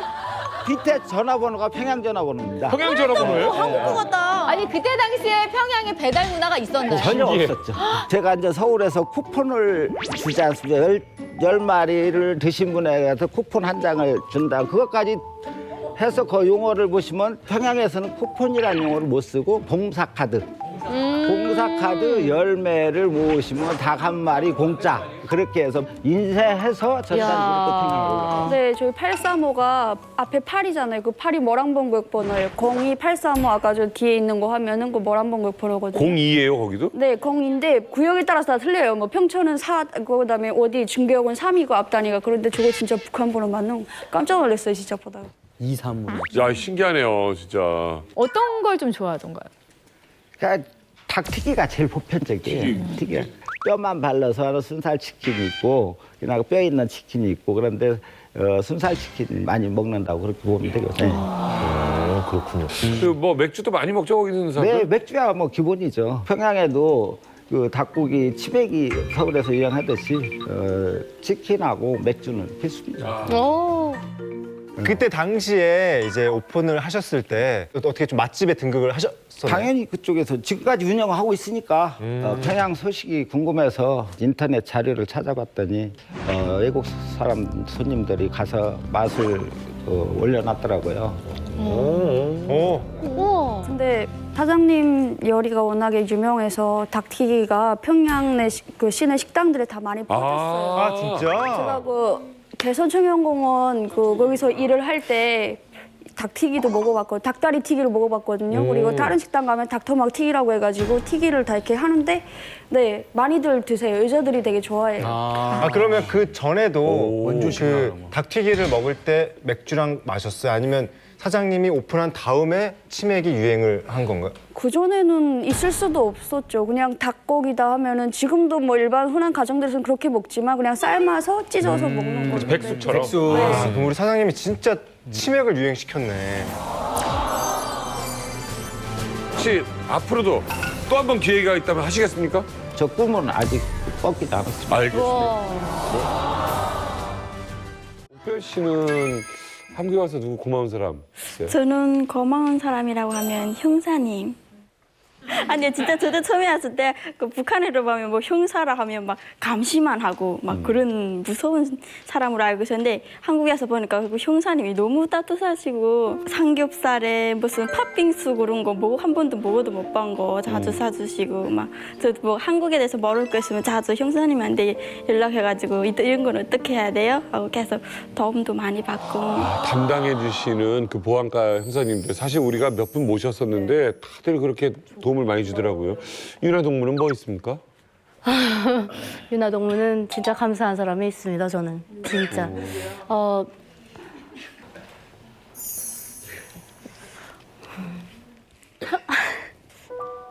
사실은 한국에 나왔을 때 너무 이렇게 힘들었는데 미용을 이제 해야 되겠다고 이제 자격증을 따고 그 취업을 해봤었습니다. 근데 일주일을 못 버티고 일 끝나면 집에 오면서 이렇게 길에 앉아서 울고 또 일 끝나서 집에 오다가 또 길에 앉아서 울고 이렇게 그게 일주일이 반복이 됐습니다. 그래서 이걸 어떻게 해야 되나 그렇다고 여기서 내가 주저앉으면 나 자신한테 지는 거니까 그래서 이제 좀 마음을 가다듬고 다시 미용실을 인터넷으로 찾아가고 간 겁니다. 근데 갔는데 어느 날 제가 여자 손님이 다 그 맵시 있는 여자 손님이 이렇게 다 오는 겁니다. 이렇게 딱 와갖고 1cm만 잘라주세요 한 겁니다 저한테.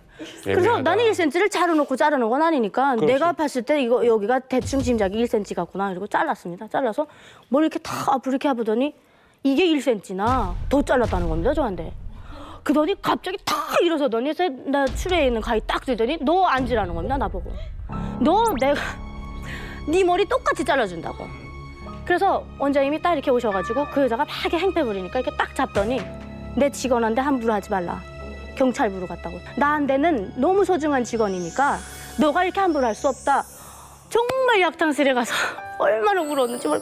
그때는 사실 미용을 좀 관둬야 되나? 이렇게 사람한테 상처받고 할 직업이나 막 이렇게 너무 막 좀 속상했었습니다. 근데 그래도 고맙네요, 되게. 네.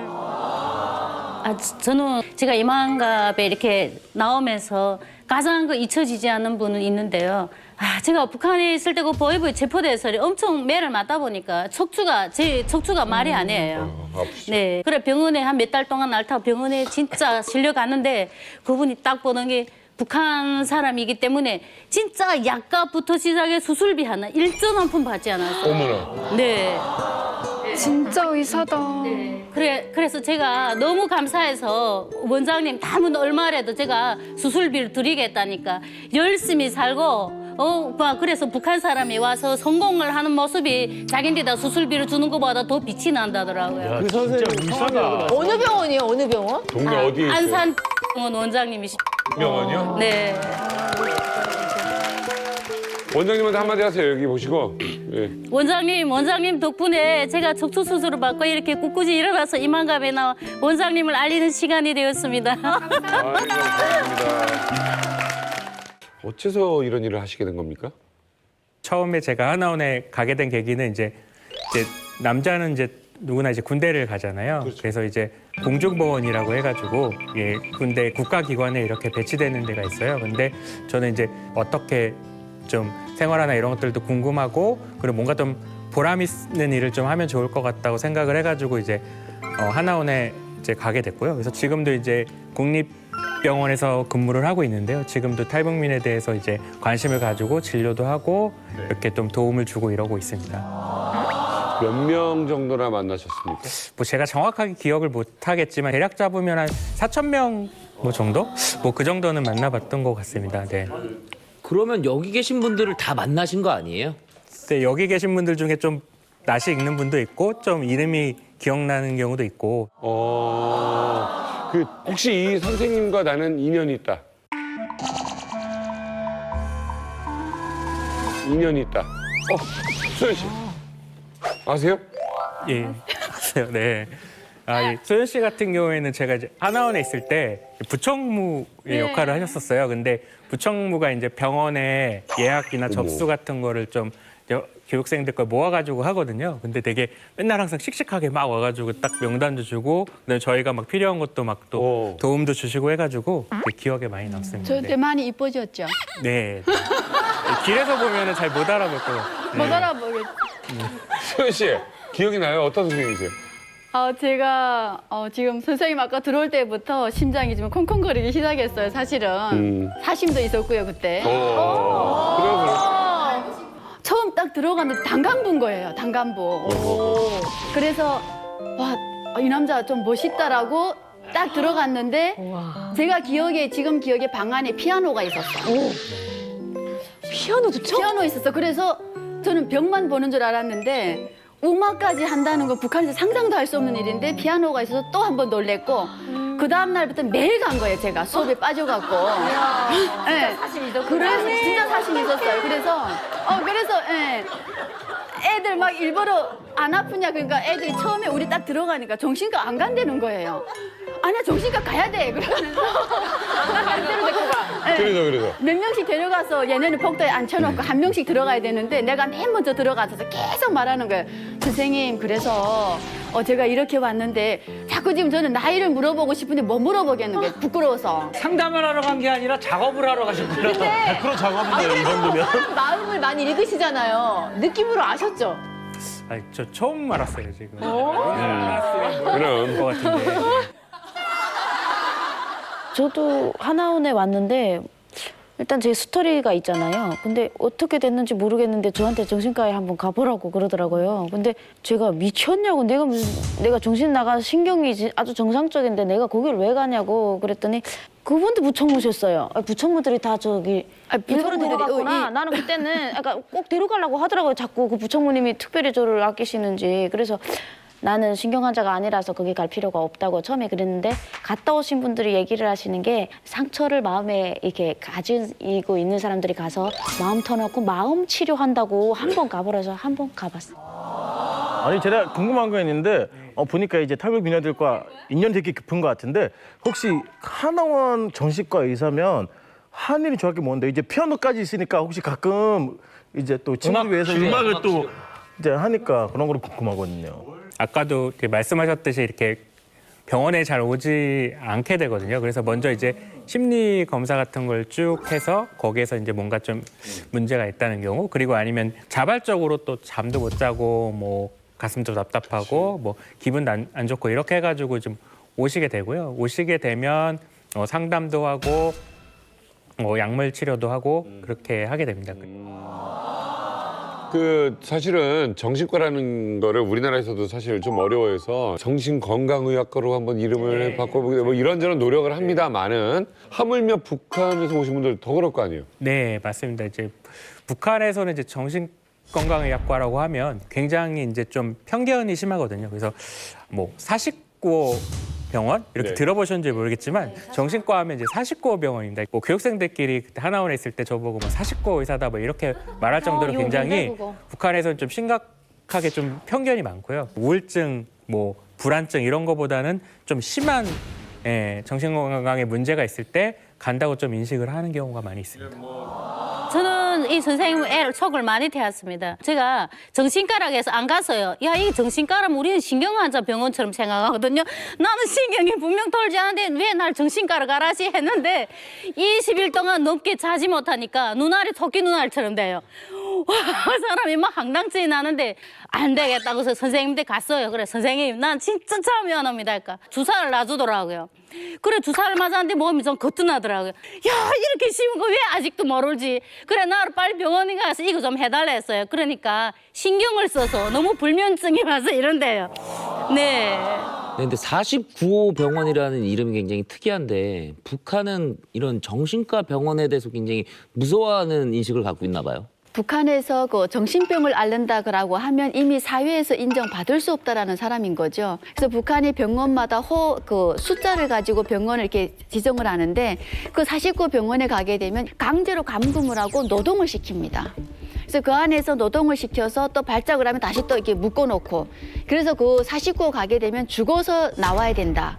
이런 말이 북한에서 나오기 때문에 일반 사람들도 그냥 상처 주는 말이 너 49호냐라고 말하는 게 제일 상처가 되는 말이기도 하죠. 네, 저희가 이게 저희 아이들끼리 이렇게 장난치는 게 어느 정도냐면 미친 사람, 돌아버린 사람이 가는 게 49병원입니다. 그래서 옥별이가 나한테 걔 좀 안 좋게 놀았다. 그래서 야를 내가 욕하고 싶은 겁니다. 그러면 야, 너 77에 뭐야? 이렇게 하면 49. 너 49호야?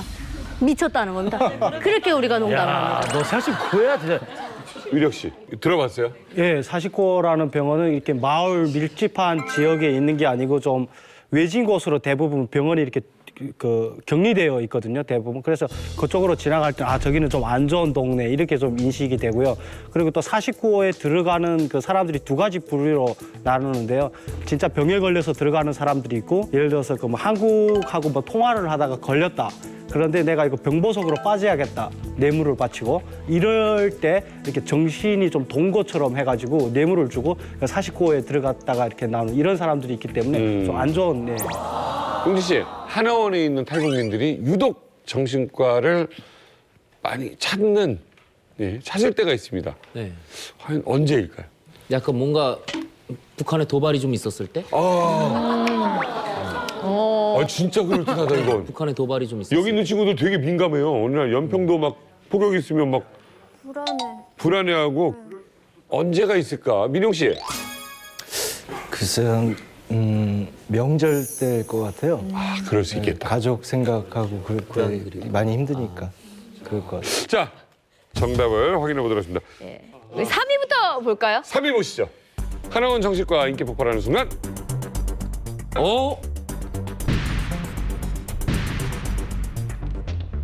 내 집이 생긴 날. 이거 왜 그렇지? 사실 이거 저도 잘 몰랐는데요. 네. 어느 순간 이제 하나원에서 진료하다 보니까 환자가 좀 많은 날이 있는 거예요. 근데 그런 날을 보면 항상 집을 추첨하더라고요. 제비 네. 뽑기 하는 날. 그 제비 뽑기 하고 나면 대부분 다 서울에 가고 싶어 하시거든요. 아. 근데 이제 현실적이다. 서울에 정신과랑 상관이 없네요. 심장도 두근거리고 뭐 잠도 잘 못 자고 정신과 선생님이 무슨 점쟁이는 아니잖아. 거의 부동산까지야. 서울에 살야 되는데. 그래가지고 이제 떨어지신 분들이 주로 오는 거죠. 그래서 물어봤더니 오늘 추첨을 했는데 원하는 데가 안 됐다고 하시는 거예요. 그래가지고 이제 뭐 얘기도 다 들어드리고. 그럼 뭐라고 참 얘기해 주세요? 뭐 저도 서울 안 산다. 뭐 이런 얘기도 해드리고. 정답이네. 여기서 잠깐 여쭤보고 싶은 게 그 추첨하기 전에 자기가 가고 싶은 곳을 일지망 이지망 이렇게 써냅니까? 먼저 써냅니다. 이렇게 청무, 부청무들이 그거 받아내는데 저희 기수는 170명이었어요. 근데 거의 150명이 서울입니다. 와, 이건 심하다. 이건 뭐냐면 북한에서 평양에 대한 그 로망 때문에 그래요. 그렇지. 그래서 다 서울 간대요. 근데 집이 서울집이 몇 개나 하면 170명인데 서울집은 6개밖에 안 나와요. 근데 이 6개에서 청무, 부청무는 무조건 서울 줍니다. 와. 우리는 별 뽑기 안 하거든요. 고생했으니까. 네, 그러고 나머지 4개를 놓고 하는데 그럼 그 안에서 정의장 이렇게 해갖고 번호를 해가지고 번호제해서 제비 뽑기 한단 말이에요. 네. 진짜 눈물 펑펑 쏟고요. 펑펑 쏟다가 다 사라져버리면 저희가 앉아있는 거예요. 왜냐면 평양 사람들의 삶하고 지막 사람들의 삶이 완전히 차별이 돼 있잖아요. 근데 한국은 아니라고 하지만 워낙에 그런 폐쇄된 곳에서 살았기 때문에 그렇죠. 분명히 차이가 있을 거라고 한국 사람들이 말을 안 들어버려요. 그래서 그 추첨이 끝나게 되면 정신과로 가지만 추첨을 하기 전에는 어디로 가냐면 교회나 기도하는 거야, 기도. 서울 가해달라고. 교회 가서 믿는 사람이나 안 믿는 사람이나 다 가는 거예요. 서준 씨도 그랬어요? 아니 저는 분당에서 살고 있는데 저 선생님 도움이 정말 많습니다. 왜요? 제가 너무 신경을 쓰다 보니까 머리가 내가 대땠어요. 그래 왼쪽에 이렇게 마비가 왔는데 의식이 없는 상황에서 이 선생님 저보고 내일에 집을 배정하는데 어디를 썼는가 하더라고요. 그래 그때 딱 기억나는 게 분당이랑 제가 손바닥에다가 껴 썼어요. 아니 그 의식도 없는데 집은 분당. 이 선생님 손바닥에다가 제가 분당이라고 딸깍딸깍 썼어요. 그리고 제가 의식이 없었어요. 그래 제가 40일 만에 태어났는데 이 선생님 내가 딱 나오니까 분당에 우리 기수에 내가 오직 한 명이었어요. 분당에. 대박이다. 대단하시다. 자, 네, 2위 궁금합니다. 2위 뭘까요? 한국 생활 첫 경험하는 날. 한국 생활 첫 경험하는 날 찾아가시나요? 무슨 얘기예요? 이게 이제 하나원에서 이렇게 1박 2일이나 이렇게 좀 외부로 이렇게 나가는 체험 학습을 할 때가 있거든요. 근데 이제 이분들께서 이제 나가게 되면 굉장히 좀 불안하기도 해요. 그러니까 내가 이렇게 나가서 좀 잘 지낼 수가 있을까 하는 생각도 들고 뭐 좀 긴장되기도 하고 그 다음에 또 갔다 왔다 하면 또 멀미가 있는 분들이 있어요. 멀미를 하다 보면 또 막 몸이 힘들거든요. 그러면 또 예민해지고 그럼 또 잠도 잘 못 자고 그러다 보니까 그 전후로 해가지고 환자가 늘어나더라고요. 1박 2일 동안 나갔다 올 수 있다고 들었는데 그럼 마음대로 그냥 나가서 놀다 들어오시는 거예요, 그럼? 그러니까 그 그게- 나름대로 프로그램이 네, 또 그게 있죠. 마음대로 들어갔다 이렇게 왔다 하는 게 아니고 그게 스케줄이 짜여 있어요. 하나만에. 아, 시간대. 무슨 도시문화 체험이라던가 뭐 정신관리 그런 거라고 산에 가서 1박 2일 가고 그다음에 시장 체험도 나가요. 아. 시장 체험할 때가 제일 재밌어요. 아이고. 돈 15만 원을 제주면서 그걸로 시장 나가서 자기 사고 싶은 거 사라 하는데 괜찮겠다. 좋은 미션이네. 그 시간 동안 그 15만 원 쓰는 게 너무 어려웠어요. 그리고 갑자기 생긴 자유잖아요. 네. 누가 혹시 감시하진 않나 싶을 테고. 한국 돈도 처음 보고 15만 원이라는 게 엄청 커 보이고 아니, 저는 이해가 안 되는 게 그 15만 원을 어떻게 쓸까 힘들었다고 했잖아요. 근데 저희는 다 5분 만에 다 써버렸거든요. 남자들. 네, 그게 어떻게 되냐면요. 한국 TV를 보니까 남자들이 이렇게 안경을 다 끼고 있더라고요. 그래서 저게 유행인가 보다 해서 한 명이 딱 시작해서 안경점에 가요. 그럼 줄줄이 그 40몇 명이 줄줄 따라가서 안경점에 가서 주문을 다 하고 쭉 나서 다 앉아서 기다려요. 야, 근데 한 그 번도 안경 수지 맞았네, 그지? 집 대박 나겠다. 네, 네. 40명이. 네, 40 몇 명이 그 안경을 다 사는 거예요. 아니 근데 저희가 경험 다르다 보니까 그랬는데 저도 한국에 왔을 때 생각 많이 나거든요. 막 이런저런 곳도 가보고 그렇지. 이런 것도 사는 게 되게 재미있었다고 생각했는데 또 교수님 이 탈북민들 정신과를 또 언제 많이 찾아와요? 자, 1위를 보도록 하겠습니다. 하나원 졸업하기 전날. 바로 전날. 진짜 걱정순이구나. 그죠? 나가기 전에는 여러 가지 걱정이 많으시더라고요. 그래서 나가기 전날에 뭐 잠도 잘 못 주무시고 그런 경우도 있고 간혹은 막 나가기 싫다고 하시는 분들도 있기는 있었습니다. 왜 있고 싶다고? 네, 두렵기도 해서 나 3달 더 있으면 안 되냐 막 그런 분들도 있기는 했어요. 근데 저 같아도 이렇게 이제 새로운 세상과 만나는 거잖아요. 그럼 네. 굉장히 걱정도 많고 두려움도 많이 있을 것 같은데 우리 이제 똑소리 나는 유나 씨는 뭐가 제일 걱정이 됐었어요? 저는 이제 국정원에서 그 국정원 선생님이 데리고 남산타워를 한번 갔었습니다. 근데 지하철이 너무 이렇게 지렁이 굴같이 막 뚫려져 있는 겁니다. 그래서 과연 내가 이 지하철을 찾아다닐 수 있냐. 분명 난 이게 초록색 선이 이렇게 막 뱅글뱅글 도는 거를 몰랐던 겁니다. 근데 이쪽 가야 되는데 난 여기로 간 겁니다. 아이, 다 그래요. 그래서 이렇게 내려갖고 막 물어보려고 하니까 막 무서운 겁니다. 이게 말투가 틀리니까. 저도 사실은 뭐 우리도 많이 실수하죠. 많이 헷갈리고 그렇죠.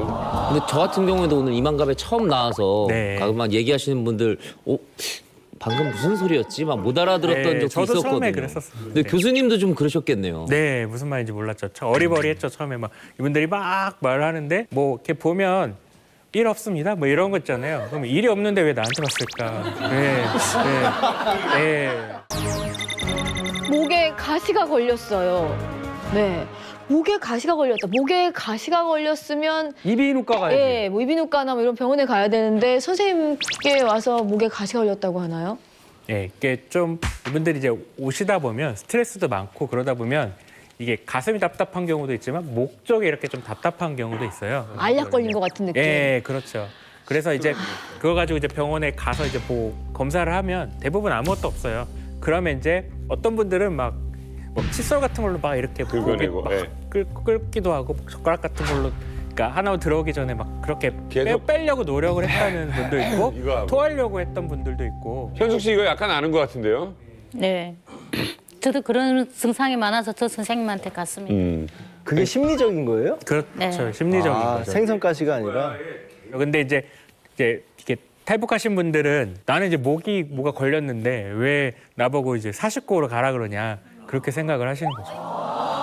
아니 저는 목에 걸린 거가 답답했던 게 아니고 숨이 안 쉬어지는 겁니다. 네. 저녁에 이렇게 딱 누우면 숨이 안 쉬어지니까 벌떡 이렇게 일어납니다. 네. 일어나면 여기서 벌렁벌렁 하는데 제 귀로 이렇게 심장 뛰는 소리가 막 들리는 겁니다. 그렇게 하고 참고 잠들면 꼭 무슨 꿈을 꾸나 중국에서 막 도망 다니는데 보이부가 와서 붙잡아가지고 데리고 나가서 때리는 꿈을 꾸는 겁니다. 그래서 제가 정신과 선생님한테 갔었는데 저 심장에 문제가 있는 것 같아요. 계속. 그러니까 심장에 문제가 있어서가 아니고 불안 증상이에요. 그러니까 우리 같은 경우도 이제 어떤 증상이 나타나면 네. 자기가 병명을 오판하는 경우도 있는데 이 북한에서 오신 분들은 그 병명을 완전히 잘못 알고 있는 경우도 많겠네요. 그렇죠. 왜냐하면 이제 그 정신과라든지 이런 것들이 뭔가 많이 활성화돼 있지 않기 때문에요. 다 신체 질환 쪽으로 받아들이거든요. 그래서 뭐 너무 답답하고 이런 데다가 북한에는 이제 불안증 이런 말이 없거든요. 그리고 북한에서는 불안은 심장신경증이라고 맞아요. 얘기해요. 심장신경증. 그러니까 이제 이게 또 심장병처럼 느껴지거든요. 신체적 질환도. 또 천식이라고 그래가지고 막 어떤 경우에 막 환자가 쓰러졌다는 거예요. 막 천식이라고. 그래서 가서 보면 이상이 없고 불안이나 이런 것들이 뭐 스트레스를 많이 받고 뭔가 이제 뭐 힘든 일이 있다 보면 갑자기 쓰러지기도 하고 그러면 옆에서 막 교육생들이 막 주무르고 또 막 이렇게 하고 있어요. 예. 그러면 이제 이상이 없고 그러면 이제 상담도 하고 약물 치료도 하고 그러죠. 예. 그럼 다음 교수님이 기억에 남는 사연 뭐가 있는지 보여주세요. 우리 엄마가 나를 좋아할까요? 네. 아, 그러니까 이건 뭔가 짠한 얘기일 것 같은데 이거 어떤 사연인가요? 사실은 이제 조금 지금도 좀 생각하니까 약간 좀 울컥하고 이런데요. 이제 사실은 이제 보면 이제 탈북민들이 이제 보통 가족이 같이 오는 경우는 굉장히 좀 행운인 경우고요. 보통 이제 뭐 엄마나 아빠가 먼저 와서 이제 자리를 잡고 그다음에 이제 자녀를 데리고 오는 경우가 많이 있어요. 그렇죠. 예. 근데 이제 엄마를 딱 만났는데 엄마가 이제 너무 낯선 거예요. 이제 한 벌써 5년, 6년 되니까 반가우면서도 뭔가 어색하고 다시 북한에 좀 두고 다른 가족들이 좀 그립기도 하고 그런 얘기를 하면서 엄마가 날 좋아할까요? 뭐 그런 얘기를 하는데 정말 좀 제 마음이 좀 안 좋고 그렇더라고요. 위력 씨가 그런 고민이었잖아요. 사실은. 네. 어머니 보니까 나보다 키가 작으신 어머니가 있는 거예요. 모색은 비슷한데 그러니까 아 이거 어떻게 해야지? 근데 그때 이상하게 이런 생각이 들더라고요. 나는 왜 눈물이 안 날까? 그런 생각이 들더라고요. 신기하게. 너무 어색하고 막 그런 좀 그랬던 것 같아요. 면회 왔었을 때 그 눈을 마주치지 못했어요. 어색한. 너무 어색한 거예요. 그때 그런 생각이 들었어요. 눈을 마주치게 되면 뭔가 뭐 무슨 대화가 더 갈까 이런 게 두려운 그런 생각이 있어서 저 멘트가 저는 너무 와닿네요. 저도 이제 엄마가 한국에 온 지 한 몇 년 된 후에 제가 한국으로 왔었거든요. 근데 하나원에서 엄마를 딱 봤을 때 막 달려가지고 엄마가 안겨야 되는데 그 동안 이제 떨어졌던 세월이 있으니까 어떻게 하지? 서먹서먹하니까 안기면 좀 이상하지 않을까 이런 생각도 들고 쭈삐 이러고 걸어가고 그리고 이제 하나원에 있을 때 그 용돈을 주거든요. 나눠주거든요. 그러면 그거를 안 쓰고 있다 엄마한테 예쁘게 보이려고 하나하나 다 모아가지고 나중에 엄마 드리려고 내가 이렇게 모았다라는 걸 보여주려고 막 모으고 그랬어. 줬어요, 엄마? 드렸어요? 네. 엄마가 그동안 이렇게 많이 모았냐고 하면서 그때 아이고. 한 10만 원 정도 모았었거든요. 그리고 스트레스가 굉장히 중요한 것 같아요. 그런 건 어떻게 보면 스트레스가 주원이 될 수가 있는 거니까. 저 같은 경우에는 스트레스 받으면 그냥 오프닝 때도 보시면 아시겠지만 락을 부르거든요.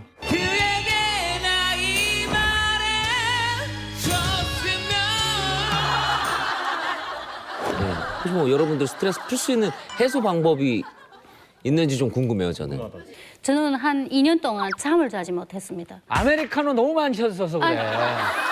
아니 그걸 떠나서 낮에는 일을 해야 되는데 갈 수 없는 겁니다. 근데 저녁에 딱 눈을 감고 한잠 자면은 보이부에 계속 끌려가서 체포당하는 꿈을 꾸는 겁니다. 야, 사람이 미칠 것 같은 거예요. 이걸 어떻게 해소를 좀 해야 되겠는데 그래서 한 가지 방책을 찾은 게 프로리슬링을 봅니다. 혼자만의 방법으로 네, WWE. 네. 조존시나 팬. 그래가지고 네, 프로리슬링하고 프로 권투를 제가 정말 엄청 좋아합니다. 미국 거. 네.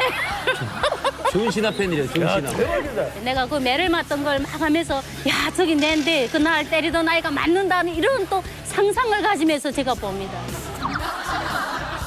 결말이 기도나 뭐 이런 걸로 빠질 줄 알았는데 프로레슬링을 보는 걸로. 아침에는 새벽에는 기도를 하지만은 저녁에는 프로레슬링을 하면서. 성준 씨도 공감? 저도 공감하는데 사실 이게 좀 북한 사회에 보면 가장들은 다 공장에 나가서 일을 하거든요. 그러다 보면 스트레스를 되게 많이 받아요. 그 스트레스를 어디다 푸냐면 가족에 들어와서 가족 아이나 와이프에게 푸는 거예요. 그래서 사실은 제일 안 좋은 건데. 사실은 그래서 탈북해서 오신 여성분들 중에 여쭤보면은 남편한테 혹시 폭행당한 적 있습니까? 하면은 다 당했다 그래요. 그러다 보니까 그런 사건이 많다 보니까 가정 폭행이 당연하다 그 사람들이 인지를 하고 한국에 오는 거예요. 근데 한국에 와서 가정 폭행이 잘못됐다는 걸 그때 깨우치는 거예요. 그래서 다는 안 그렇지만 몇 분들 같은 경우는 한국에 와서도 그 습관을 버리지 못해요. 네, 저희가 이번에는요. 네. 여기 계신 분들 고민을 좀 해결해드리기 위해서 미리 사연을 좀 받아봤습니다. 네. 홍서범 씨. 네. 안녕하세요. 남한생활 8개월 차 꿈 많은 20대 여성입니다. 꽉 막힌 북한 생활 끝에 한국에서 찾은 꿈, 피부 미용사. 하지만 제 꿈을 가로막는 게 생겼습니다. 그게 뭐냐고요? 알륜근, 구륜근, 대협골근, 전거근, 근근근. 바로 근육인데요. 자격증 시험에서 외워야 할 근육이 왜 이렇게 많은지 어려워 죽겠어요. 그런데 이게 끝이 아닙니다. 글쎄 컴퓨터로 시험을 본다는 거예요. PC는 뭐고 마우스는 또 뭔지 그날부터 전 친구들과의 치맥 약속도 포기하고 몇 날 며칠을 근육과 컴퓨터로 싸워야 했습니다. 드디어 시험날 문제가 터지고 말았습니다. 시작과 동시에 손이 덜덜 떨리며 그 많은 근육들이 하나도 생각 안 나는 겁니다. 결국 결과는 불합격. 또다시 전 책상에 앉아 근육들과 씨름을 하고 있는데 온몸의 근육이 아파올 지경이에요. 저 피부 미용사가 될 순 있을까요? 시험 때 긴장 안 하는 법 좀 알려주시라요. 누구지? 저 피부 관리사 하려면 마사지 해야 되니까 근육을 달아야 되잖아요. 근데 알륜근 이게 뭐예요? 근륜근. 꼭 근육 이름을 알아야 되는 건가? 누구십니까? 정거근. 누구십니까? 꼭 근육 이름을 알아야 되는 건가? 누구십니까? 누구예요? 이거 진짜 저예요. 옷별? 옷별? 스트레스 없을 것 같은데. 올해 들어와서 18년도 1월부터 지금 피부 공부를 하고 있거든요. 근데 이거 이론이 너무 어려워요. 진짜 시험 보는 것도 가면 컴퓨터 진짜 전혀 접해보지도 못했는데 막 긴장돼서 손에 막 땀이 줄줄 나서 마스크를 벗고 마우스를 자꾸 떨구고 또 제일 어려운 게 시험 막 풀다가 다른 애들 옆에 애들이 막 시험 자기 과목이 끝나면 나가잖아요. 근데 그 나가는 소리에 진짜 막 손이 또 떨리고 내 속이 불안하고. 그 아직 용어도 어렵고 북에서 배운 거랑 용어 자체가 그렇죠. 너무 어려우니까. 그렇죠. 예. 그래도 그럼. 우리나라 막 이런 거 있잖아요. 10번 찍어서 안 넘어가는 나무가 없다고 그러니까요. 하잖아요. 우리나라만. 언젠가는 되겠습니다. 계속 하세요. 우리나라 아니냐? 우리나라에 가나에 그런 속담이 있었어? 한국에 있죠.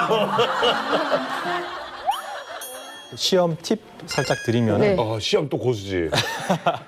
문제를 풀 때 시험장 가기 전에 최대한 반복을 많이 하는 거예요. 그리고 시험 가기 첫날은 그러니까 전날은 공부하지 마세요. 아, 그건 말도 안 돼. 그렇게 진짜. 말하는 사람 꼭 있더라. 머리 좋은 사람들.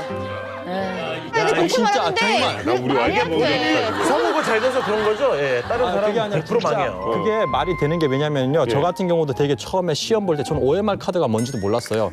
컴퓨터 사인펜을 써야 되는데 그냥 샤프로 이렇게 막 칠하고 막 그랬었는데 오 마이 그래서 빵점 맞았어요. 그래서 빵점 맞고 했는데 나중에 보니까 결국은 반복을 계속 하다 보면 시험 실전에 가서 강해져요. 그러다 보면은 아는 게 나오면요. 기분이 좋아져요. 예, 그래서 이렇게 말하면 재수없겠다 진짜 죄송해요. 진짜 왜냐하면 진짜인데 진짜인데 저는 이명 선생님, 네. 이거 뭐 좀 스트레스 막 먹는 거 습관되고 이런 거 공감 좀 하세요?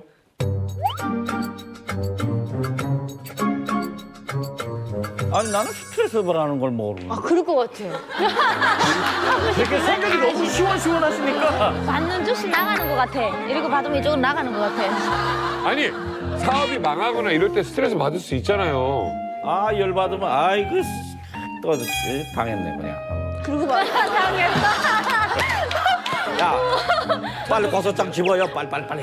아니 요즘에 새로운 사업 시작했는데 스트레스 안 받아요? 나는 스트레스 이런 거를 잘 모릅니다. 예. 그러니까 망하는 거야.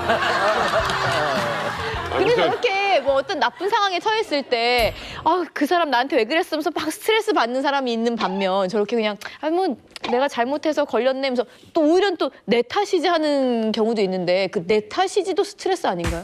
그럴 수도 있는데요. 네.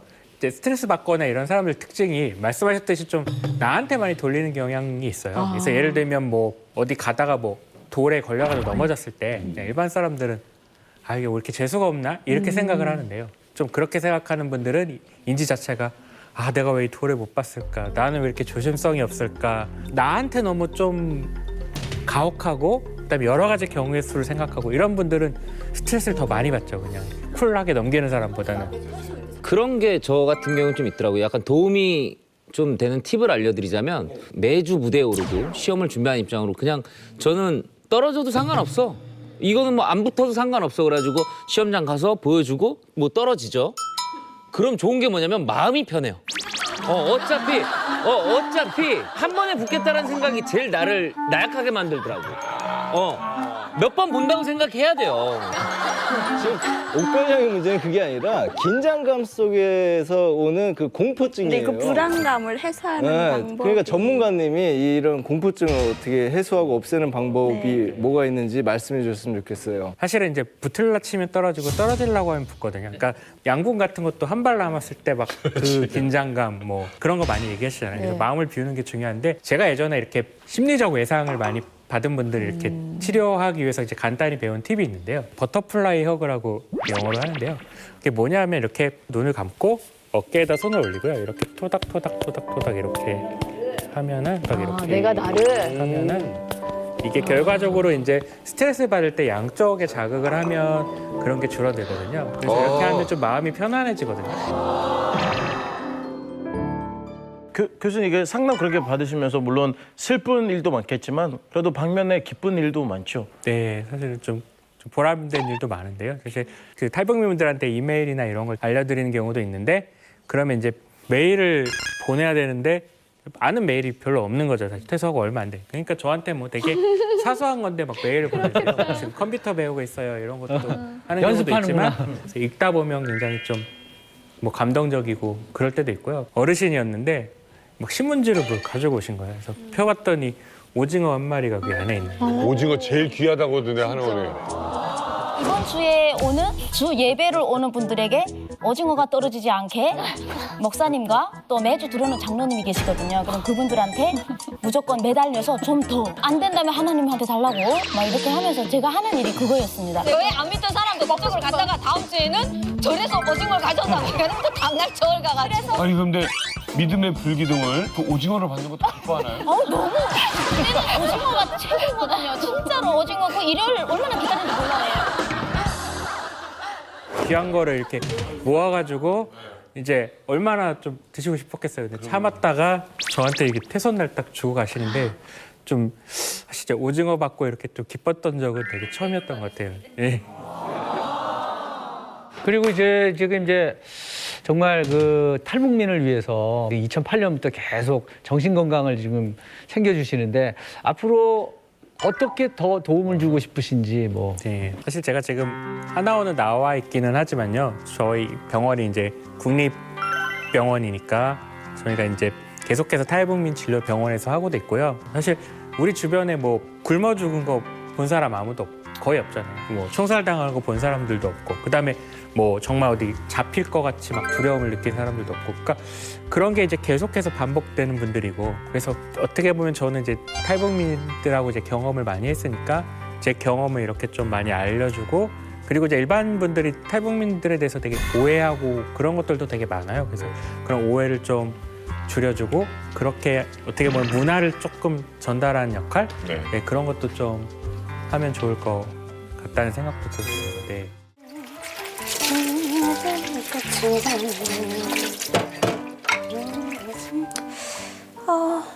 요새 머리 갑자기 아프지? 머리가 아파요.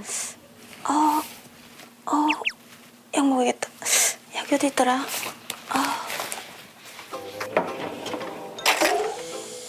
약이 어디 있더라? 여기 있다.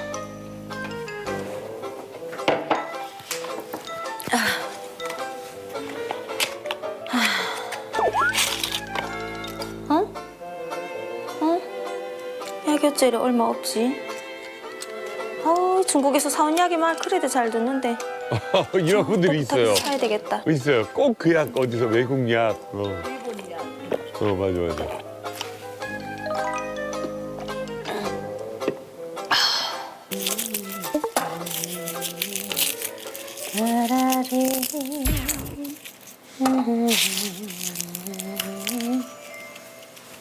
누구지?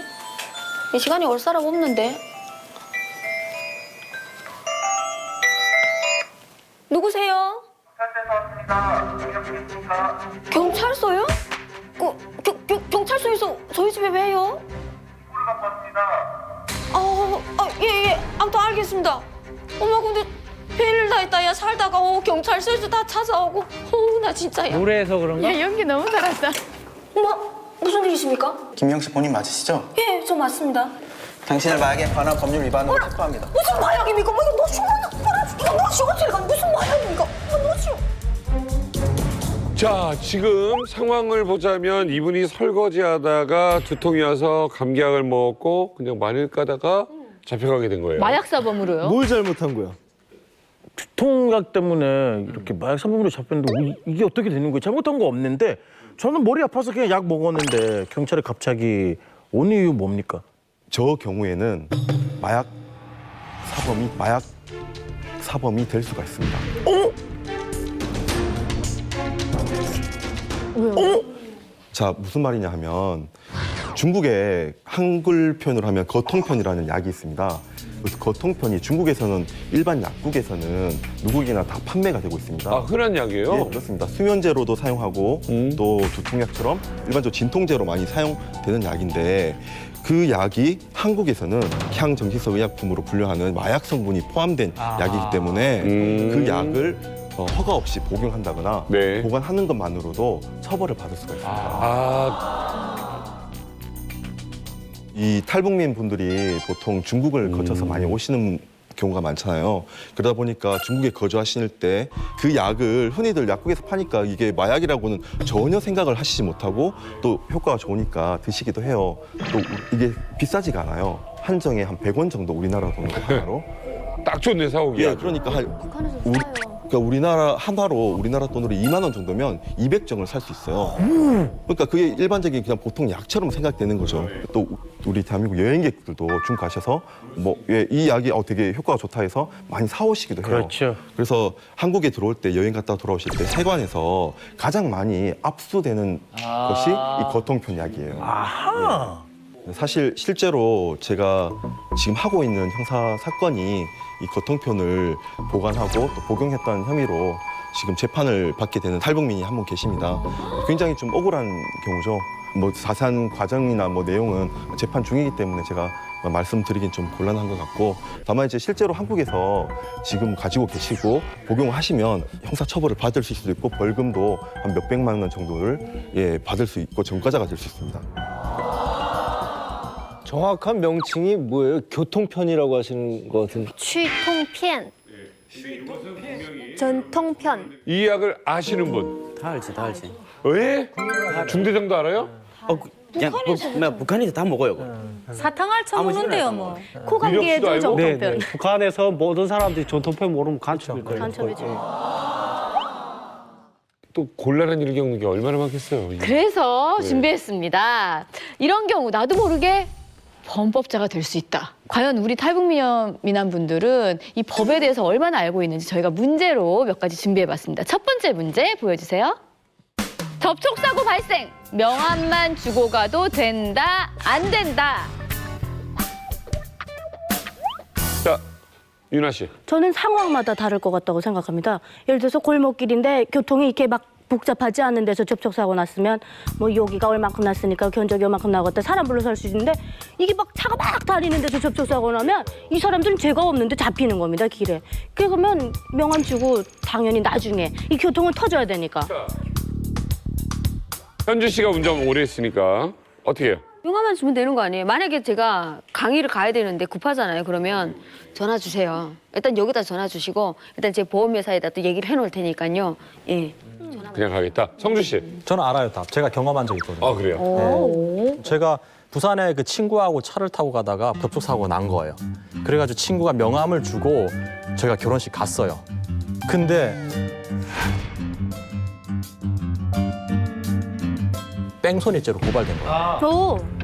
명함을 줬는데도 뺑소니죄로 고발이 돼가지고 왜요? 친구랑 그 접촉 사고 난 그분하고 같이 법정에 서가지고 이거 다툼했어요. 그리고 나중에 결국 합의로 끝났거든요. 명함 안 받았다 그러고? 명함 받았는데도. 받은 걸 얘기하고. 신고하면서 그러니까 명함만 명함 준 사람이 달아났다 이렇게 명함만 이야기해버린 주고 거예요. 명함만 주고 달아났다. 이게 말이 되네?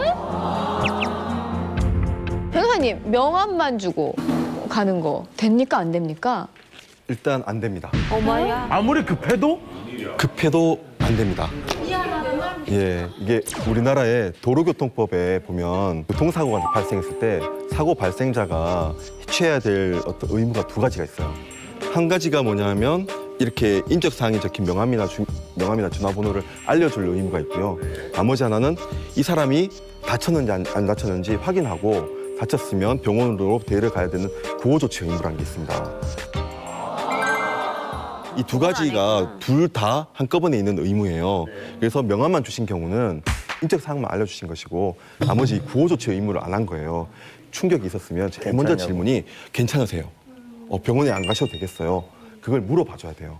물어보고 병원에 가야 되겠다 이런 말이 나올 수도 있잖아요. 그러면 빨리 뭐 119를 불러준다거나 아니면 이제 보험회사 직원한테 이렇게 좀 조치를 해달라고 전화를 한다거나 하고 명함을 주셔야 돼요. 근데 상대방이 괜찮아요? 난 물어봤는데 나중에 거짓말로 이 사람이 물어보지 않았다고 말하면 그렇죠. 물어보지 않았다고 할 가능성이 있죠. 보통 그러니까 증거 그렇죠. 예, 증거 같은 게 보면 우리 차량에 블랙박스가 있는데 음성도 녹음이 되는 경우가 많잖아요. 뭐 그런 거라든가 네. 아니면 뭐 간단한 확인서 같은 거라도 하나 받고 가시는 게 좋아요. 북한인권시민연합이라는 단체가 있어요.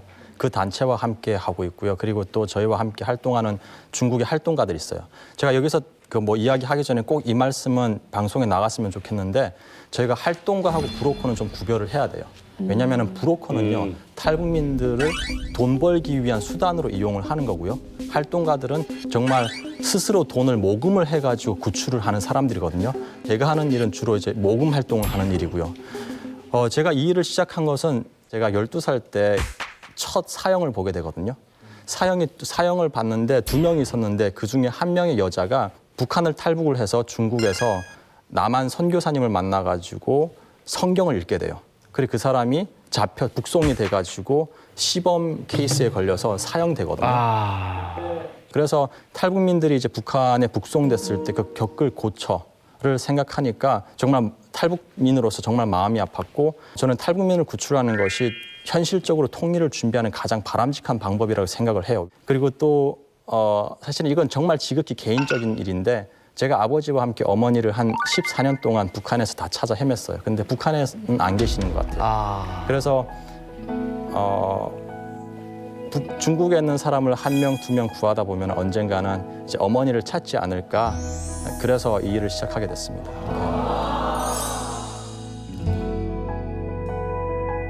그렇게 아무튼 좋은 일이긴 한데 굉장히 어려운 일이잖아요. 그렇죠? 네네. 위험한 일이기도 하고. 그러면 그 구출하러 현장까지도 직접 가야 되는 거예요? 그렇죠. 중국에는 제가 못 들어가요. 왜냐하면 중국에서는 제가 블랙리스트에 올라있기 때문에 중국에 들어가면 바로 잡힙니다. 그래서 못 가고요. 주로 탈북민들이 중국을 통해서 베트남, 라오스, 태국으로 오거든요. 그래서 제가 이번 1월에 북한인권시민연합 이사장님 그리고 간사 3명하고 활동가 저 이렇게 라오스에 갔어요. 중국을 거쳐서 베트남에서 라오스로 오는 사람들을 저희가 국경에서 받기로 했어요. 근데 혼선이 생겨가지고 이 사람들을 결국 저희가 국경에서 못 받고 모처에 있는 호텔에서 저희가 그들을 만났어요. 제가 그들을 처음 봤을 때 얼굴색이 너무 어두운 거예요. 그리고 긴장해가지고 정말 이분들이 저를 보는데 약간 막 떨고 있더라고요. 그래가지고 저희가 안심하시라 그리고 저희가 사갔던 옷도 드리고 음식도 드리고 안전 가옥으로 저희가 그분들을 다 들여보냈어요. 그때 제가 봤던 그 모습이 아직도 눈에 선한데 그분들의 얼굴에 천사 같은 미소가 있는 거예요. 이제는 살았다라는 그 안도감이 그렇게 기뻐할 수가 없더라고요. 그래서 그 얼굴을 보니까 이 일에 희망이 있고 이 일에 의미를 찾았어요. 그래서 참 스탑을 못 하겠더라고요. 아니 근데 저희가 그 반 사람 중에 이만갑을 본 사람이 계셨어요. 제가 이만갑을 봤다 하고 저를 북한 사람이 그 사람들이 알아봤어요. 그래가지고 그러니까 더 무서워하는 거예요. 제가 혹시 스파이 아닐까. 그러니까 중국에서 좀 살았던 사람이었어요. 한 3년, 4년 산 사람이었는데 그 사람이 저를 보더니 이만갑에 나온 걸 봤는데 그래서 더 신뢰를 못 하겠다. 탈북자니까. 그리고 탈북민이니까 혹시 이거 파는 거 아니냐. 우리 다시 북한에 보내는 거 아니냐. 똑똑한 것도 못 믿겠다. 내가 진짜 고마운 게 올해 1월 달에 친구들 2명 데리고 오다가 지금 잡혔거든요. 네. 근데 1월 달에 송자님이 많이 도와줘가지고 아직 북송은 안 됐어요. 그래도 유구도 방송에 나왔어요. 민우 씨의 지인들이 있는데 친구들이. 네, 지인들이 오다 1월 달에 1월 말에 잡혔는데 송자님이 많이 도와줘가지고 미국 대사, 한국 대사에서 뭐 외교부 다 찾아다녀가지고 지금 북송이 안 됐는데. 성자 갑자기 뭐 너무 좋은 일을 하고 계시고 너무 감동적이긴 한데 이게 위험하진 않을까요? 사실 위험한 일이죠. 왜냐하면 활동가들 중에는 정말 잡혀서 중국 감옥에 간 사람도 있고요. 그러니까요. 중국 정부가 어떻게 잡느냐면요. 북한에 나가 있는 하교들을 중국으로 불러들여요. 그리고 하교들에게 북한 사람처럼 가장을 해가지고 저희들 은신처로 보내요. 그래서 이 사람들이 북한 사람처럼 그 이야기를 하고 그리고 이 사람들이 몰래 사라지면서 그 은신처를 중국 당국에 보고를 합니다. 그렇게 해서 저희가 은신처가 작년만 해도 여러 군데가 이제 그렇게 해서 들통이 났고요. 그러한 과정에서 탈북민들이 잡힐 뿐만 아니라 활동가들도 잡혀요. 그러면은 그 석방하는 보석금으로 저희가 한 5천만 원 정도를 중국 정부에 줘요. 그리고 그 사람을 빼내오는 거죠. 탈북민들이 이제 구출하다 보면 그래도 기억에 남는 사람들을 이제 몇 명 있을 텐데 그 사람 중에 가장 기억에 남는 사람 좀 있으면은 얘기 좀 해줄 수 있어요? 제일 가장 기억에 남는 것은 작년 2017년 상반기였는데 지금도 생각하면 참 이게 마음이 먹먹해지는데 저희가 사진을 받았어요. 사진을 받았는데 보니까 저는 깜짝 놀랐어요. 눈도 못 뜬 애예요. 근데 배에 하얀 테이프가 붙여 있더라고요. 그래서 제가 저희 활동가한테 뭐냐 물어봤어요. 물어보니까 저한테 놀라지 말고 들으래요. 28일 된 아이라 하더라고요. 28일 된 아이라. 그게 배꼽인 거예요, 애가. 배꼽도 못 뛴 아이예요. 그래서 제가 어떻게 해야 되나? 이거 자칫하면 국경 넘다가 죽는다. 너무 어리다. 그래가지고 그 활동가가 엄마한테 이야기를 했어요. 이거 애 구할 수가 없다 하니까 엄마가 하는 말이 제발 도와달라. 얘는 안 죽는다. 그 상황이 어떤 상황이었냐면요. 중국 남편이 그 와이프를 잡으면 죽이겠다고 따라오는 상황이었어요. 자기가 집을 뛰쳐나올 때 애를 젖먹이면서 느꼈는데 그 28일 된 아이도 느끼고 있더래요. 엄마의 젖을 빠는 힘이 정말 세더래요. 그래서 그때 얘는 안 죽겠구나라는 그런 느낌을 받고 무조건 같이 가야 됩니다. 저희한테 그러더라고요. 저희가 그래서 아주머니하고 아이를, 아주머니도 아니었어요. 23살짜리. 그리고 그 아이, 23살이었고 아이는 28일 된 아이. 그 아이를 저희가 안전가옥에 옮기고 그리고 저희가 그 베트남을 통해서 이제 저희가 안전가옥으로 옮겼죠. 제3국으로. 그 결국 구출해낸 거예요? 그럼요. 예. 멋있다.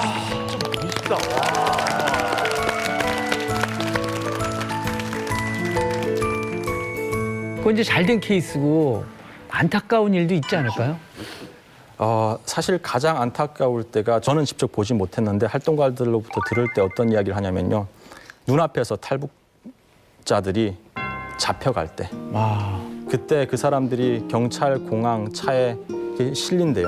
실리면서 제발 살려달라고 아우성을 친대요. 근데 그때 활동가들은 아무것도 할 수 없어요. 그러네. 그때가 가장 마음이 아프고 저희도 그 사연을 들을 때가 가장 많이 울거든요. 그래서 사실은 저는 참 바라건대 중국 정부가 그 북한 탈북자들을 정말 난민으로 인정을 해줬으면 좋겠어요. 그래서 그들이 가고 싶은 곳에 갈 수 있도록 좀 도와주셨으면 좋겠고 아직도 중국 땅에 많이 나와 있는 그런 탈북자분들이 안전하게 한국 땅으로 오기를 간절히 기도합니다.